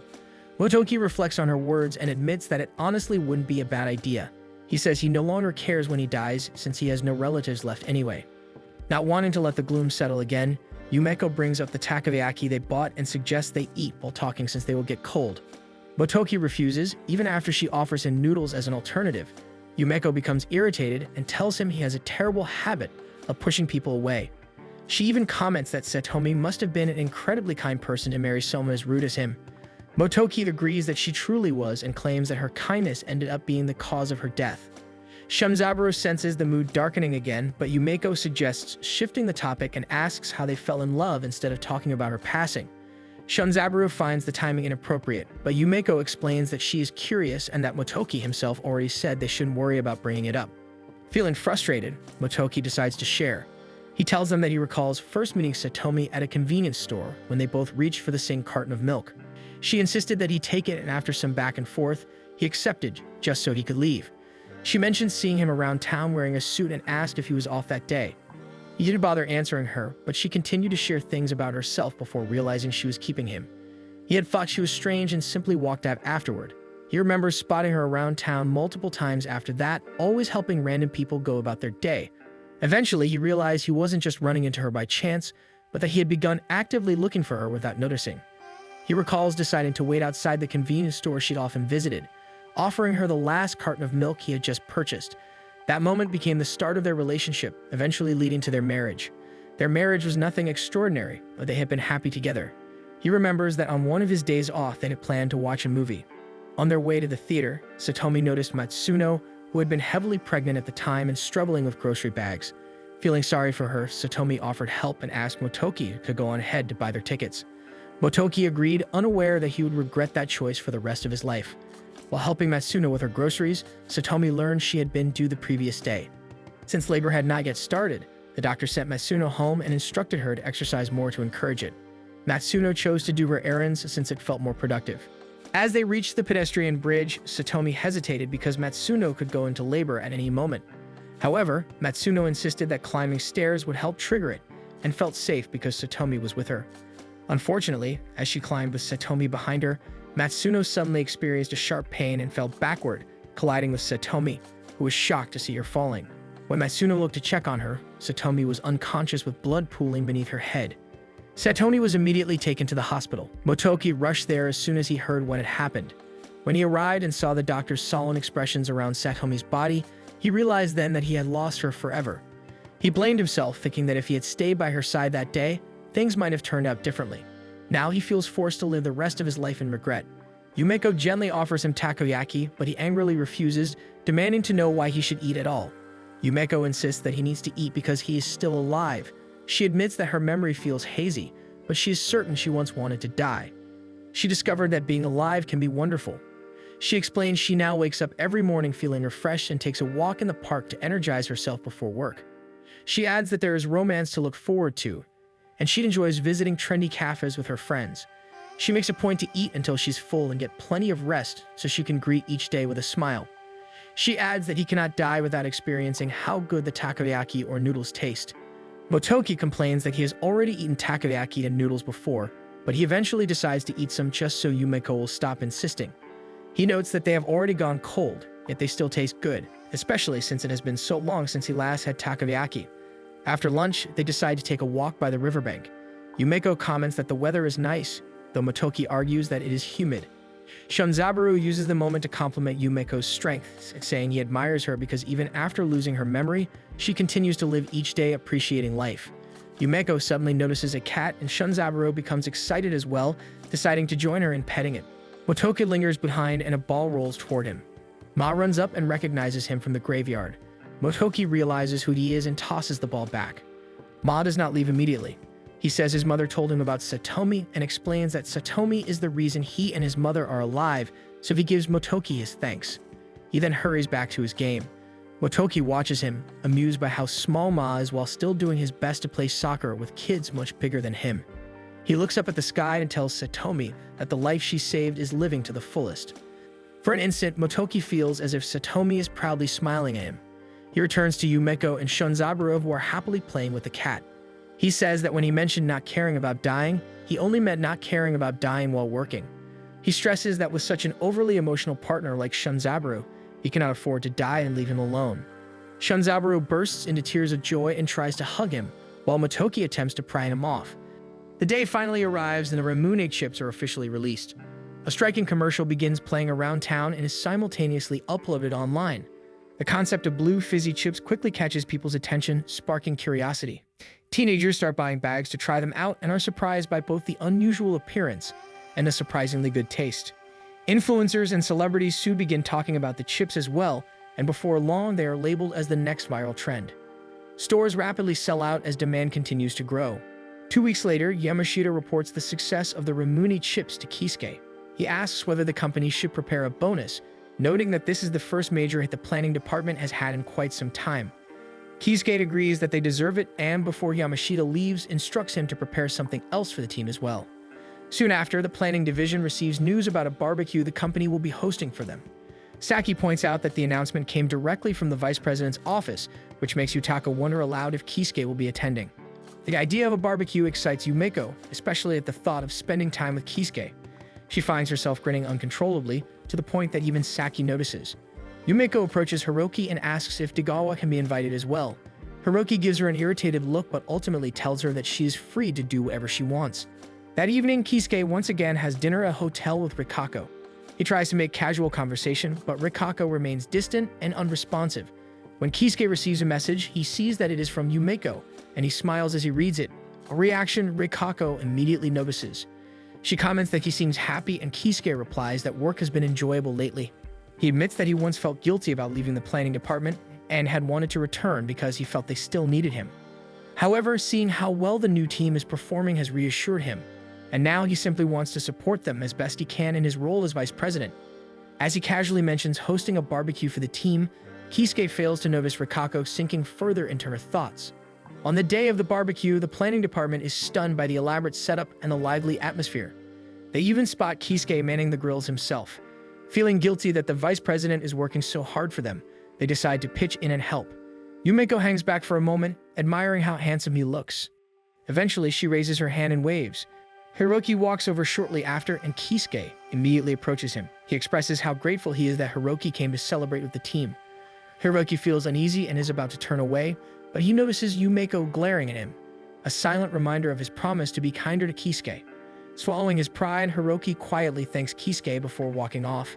Kisuke turns to Yumeko with a smile, certain that she had something to do with Hiroki being less cold toward him. Not long after, Degawa arrives, and she and Yumeko celebrate together over the success of the Rimuni chips.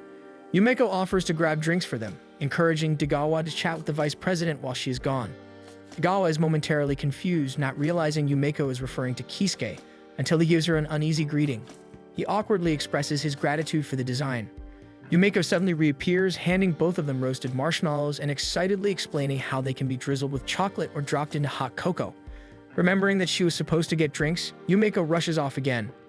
Kisuke suddenly considers the idea of selling a s'mores dip and wonders if it would be marketable. Degawa agrees, suggesting bright red packaging to fit a Christmas theme.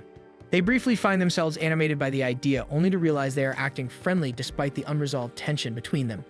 Degawa then tells Kisuke that she made a promise to Yumeko not to give up on the hope that one day their old team could reunite and smile together again. She then sharply reminds him that she has not forgiven him for what he did, but for today she chooses to enjoy herself. Stepping forward, she loudly calls out to Yumeko, demanding a different drink. Soon after, Yamashita gathers everyone's attention and announces that an award will be presented to Yumeko. Yumeko is stunned, having never expected to receive anything special. As she steps forward, she feels as though the entire event has transformed into an awards ceremony. Standing at the front with Kisuke and Yamashita, Yumeko listens as Kisuke thanks her for her hard work and dedication in creating a brilliant product that brought smiles to so many people. He then hands her the certificate along with a bouquet of flowers. Yamashita invites Yumeko to say a few words, and she agrees. Spotting a nearby tree trunk, she climbs onto it. She thanks everyone for their hard work, emphasizing that the success of the chips was only possible because of everyone present. She gives special mention to her team, Saki for staying by her side during development and helping shoulder the workload, Yutaka and Masakiko for their constant encouragement, Hiroki for accompanying her on the business trip, and Degawa for the incredible design. She then mentions Kisuke. Yumeko explains that he was the one who gave her the hint for the product. As her teammates begin to tear up, Yumeko suddenly adds that the most important person she needs to thank is herself. As she begins confidently praising her own efforts, Yutaka leads everyone into a cheer. The barbecue continues and spirits rise even higher as the meat finally finishes cooking. Degawa chooses to enjoy the rest of the barbecue with the current planning department, finding herself having a genuinely good time chatting with Yumeko and the others. Later on, Yumeko searches for the restroom. She runs into Kisuke and asks if he is enjoying himself. Kisuke admits that he is, though he struggles to act casually around the other employees. Yumeko tells him that many people would likely enjoy talking to him and suggests that he could start conversations by complimenting outfits or even bringing up romance. She reminds him that the most important thing is simply to smile. Kisuke fondly remarks on how adorable she is, causing Yumeko to feel her face heat up. He admits that he truly enjoys spending time with her, but he is suddenly called away before he can say more. Left alone, Yumeko wonders what his words mean and convinces herself that they must be proof that Kisuke wants to stay by her side forever. She begins to giggle to herself, unaware that Rikako has witnessed the entire exchange. Rikako silently curses Yumeko for stealing her happiness. As she steps forward, she accidentally snaps a twig underfoot, alerting Yumeko to her presence. Rikako quickly composes herself and claims that she got lost. Yumeko studies her face and realizes that the woman before her is Rikako. Rikako is surprised that she's recognized, and Yumeko calmly notes that she knows what she looks like because she is Hiroki's wife. She kindly asks what Rikako is doing there and wonders if she is looking for the barbecue. Yumeko points her in the right direction and invites her to join in. Rikako declines the invitation, claiming that she does not know anyone there, but Yumeko insists, explaining that her old team is all present. Rikako is surprised to hear that Degawa is there and admits that it has been a long time since she last saw her. She reminisces about how close they all used to be. She goes on to say that she and Kisuke are old friends and that their relationship is built on trust. The words leave Yumeko with an uneasy feeling as if she has heard them before. Rikako catches her staring and asks if something is wrong. Yumeko realizes that Rikako had used her name and asks whether they have met somewhere before. Rikako quickly denies it, but before the moment can linger, they hear Kisuke shouting at Rikako. He steps in front of Yumeko protectively and asks Rikako if she has done anything to Yumeko. Rikako smiles and assures him that they were simply talking. Kisuke scolds Rikako for appearing so suddenly, then takes her hand and leads her away, telling Yumeko to inform his secretary that he has an urgent matter to attend to. Yumeko watches them leave, left wondering if she has truly met Rikako before, as the woman feels strangely familiar to her. Unbeknownst to her, the entire exchange is observed by Hiroki and the detectives. Shunzenburo insists that they should intervene, but Motoki urges him to stay calm, reasoning that no one would be reckless enough to act out in the open with so many witnesses around. He adds that if anyone does attempt to harm Yumeko, it would give them the chance to catch the culprit red-handed. Though hesitant, Shunzenburo is reassured by Motoki's confidence that this time they will be able to protect Yumeko. The planning department later enjoys a game of badminton with Hiroki and Degawa watching from the sidelines. Yumeko glances at the two of them and feels a pang of guilt that neither of them knows Rikako was just there. She considers telling Degawa but decides against it, knowing it would only cause more anxiety. Before she can sink further into the memory, her focus is abruptly broken when the shuttlecock strikes her squarely on the forehead. While the rest of the team panics, Yumeko confidently claims that it is nothing to worry about, since she has suffered worse. Yumeko pulls her hand away from her forehead and freezes when she sees how much blood there is. In that instant, another memory flashes through her mind. She ends up sleeping on a bench. Degawa checks on her and explains that the event has already ended and that everyone has begun cleaning up. She adds that Kisuke also left early due to an emergency. Degawa smiles faintly and admits that she is grateful Yumeko invited her. Even though their conversation was brief, it gave her the chance to speak with Kisuke again. The encounter makes her reflect on the past, and she confesses that she is beginning to believe Kisuke may have had a genuine reason for being unable to leave Rikako's side. Guilt floods Yumeko. Degawa deserves to know the truth. She admits that Kisuke left early to take Rikako home. Yumeko had assumed she was part of the event and had invited her to join everyone. She explains that Kisuke arrived shortly after and appeared visibly upset by Rikako's presence. Yumeko also confesses that Rikako feels familiar to her, as though something may have happened between them. Degawa struggles to understand how Rikako and Yumeko could possibly share a history. Yumeko admits that she has never told Degawa that she had lost her memory. At first, Degawa assumes she is joking, thinking Yumeko is referring to being struck earlier during the game. Yumeko quickly clarifies that it is not a joke and explains everything in detail. Degawa apologizes for doubting her, but Yumeko admits there is more. She gets distracted for a bit, but Degawa manages to snap her out of it. She finally comes clean and reveals that her case is being investigated as an attempted murder. She explains that signs of a struggle were found and that investigators confirmed the presence of both a man and another woman. Degawa bristles at the implication, interpreting Yumiko's words as an accusation against Rikako. She argues that the culprit must have been the man instead and questions whether Kisuke could be involved. Yumeko reacts sharply, insisting that Kisuke is innocent. After a tense moment, the two calm down and apologize. Degawa then asks whether Rikako said anything unusual. Yumeko says that Rikako denied ever meeting her, despite Rikako using her name. She wonders aloud if it could be due to her being well-known, but Degawa immediately dismisses the idea. Degawa suggests that they confront Rikako directly to get answers. Before they can act on the plan, Hiroki suddenly steps forward, revealing his presence. Seeing Hiroki nearby, Yumeko begins to worry that he might have overheard their conversation. It quickly becomes clear that he did not, as he only approached to check on her condition. Relieved, Yumeko relaxes and thanks him for his concern. She even calls him kind despite his intimidating appearance and complains about the woes of being attractive, claiming that even inanimate objects seem drawn to her. Both Degawa and Hiroki stare at her in confusion. Hiroki then mentions that people have started leaving and offers to let them share a taxi with him. Degawa's expression suddenly hardens with resolve as she asks whether Hiroki can drop them off at Rikako's place. Hiroki looks puzzled. While he understands why Degawa would want to visit Rikako, he cannot grasp why Yumeko would be involved. Degawa explains that Rikako may have something to do with Yumeko's incident and asks whether Rikako has mentioned anything to him. Hiroki is clearly taken aback but admits that Rikako has not told him anything. Sensing his hesitation, Degawa declares that she and Yumeko will find another way there. Hiroki immediately warns them not to confront Rikako, explaining that she is currently unstable. This warning only angers Degawa. She reveals that Yumeko had seen and spoken with Rikako earlier, but Kisuke arrived and took Rikako home. She scolds Hiroki for leaving Rikako in Kisuke's care when she needed him most and even questions whether he truly loves her.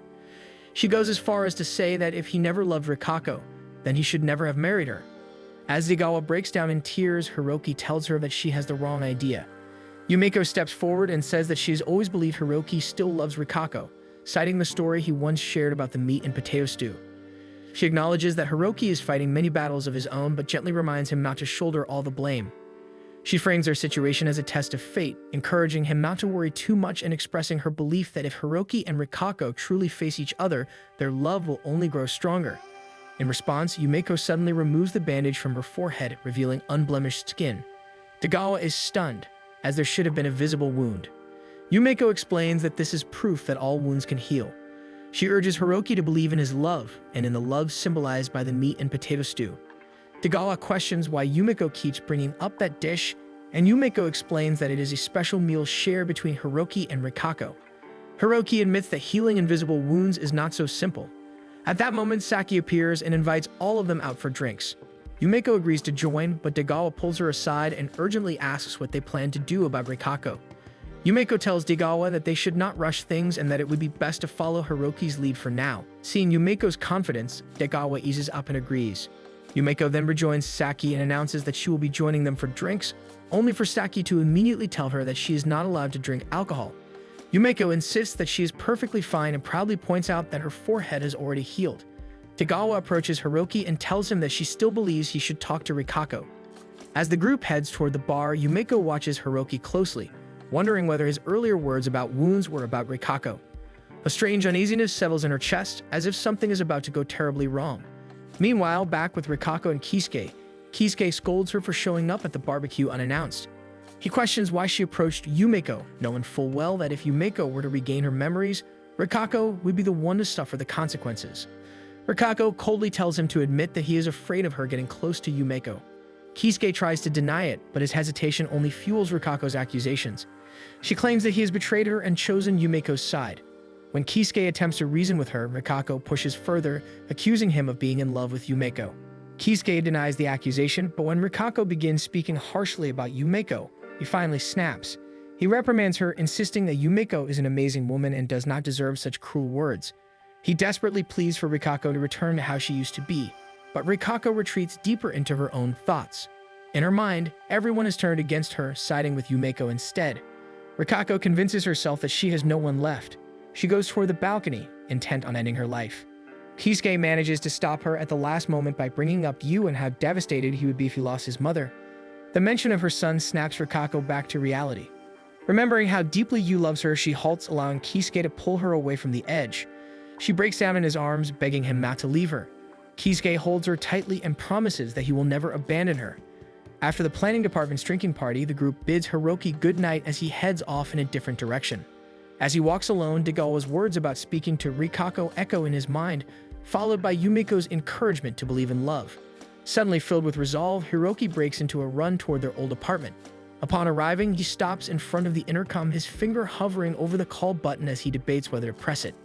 Meanwhile, Kisuke has just finished tucking Rikako into bed when he hears the door buzzer ring. Concerned, he goes to check who it is. To his surprise, it turns out to be Rikako's neighbor, Sakuragi, who is asking for help because her toilet is overflowing and no one else is willing to assist her. Kisuke hesitates for a moment, weighing his options.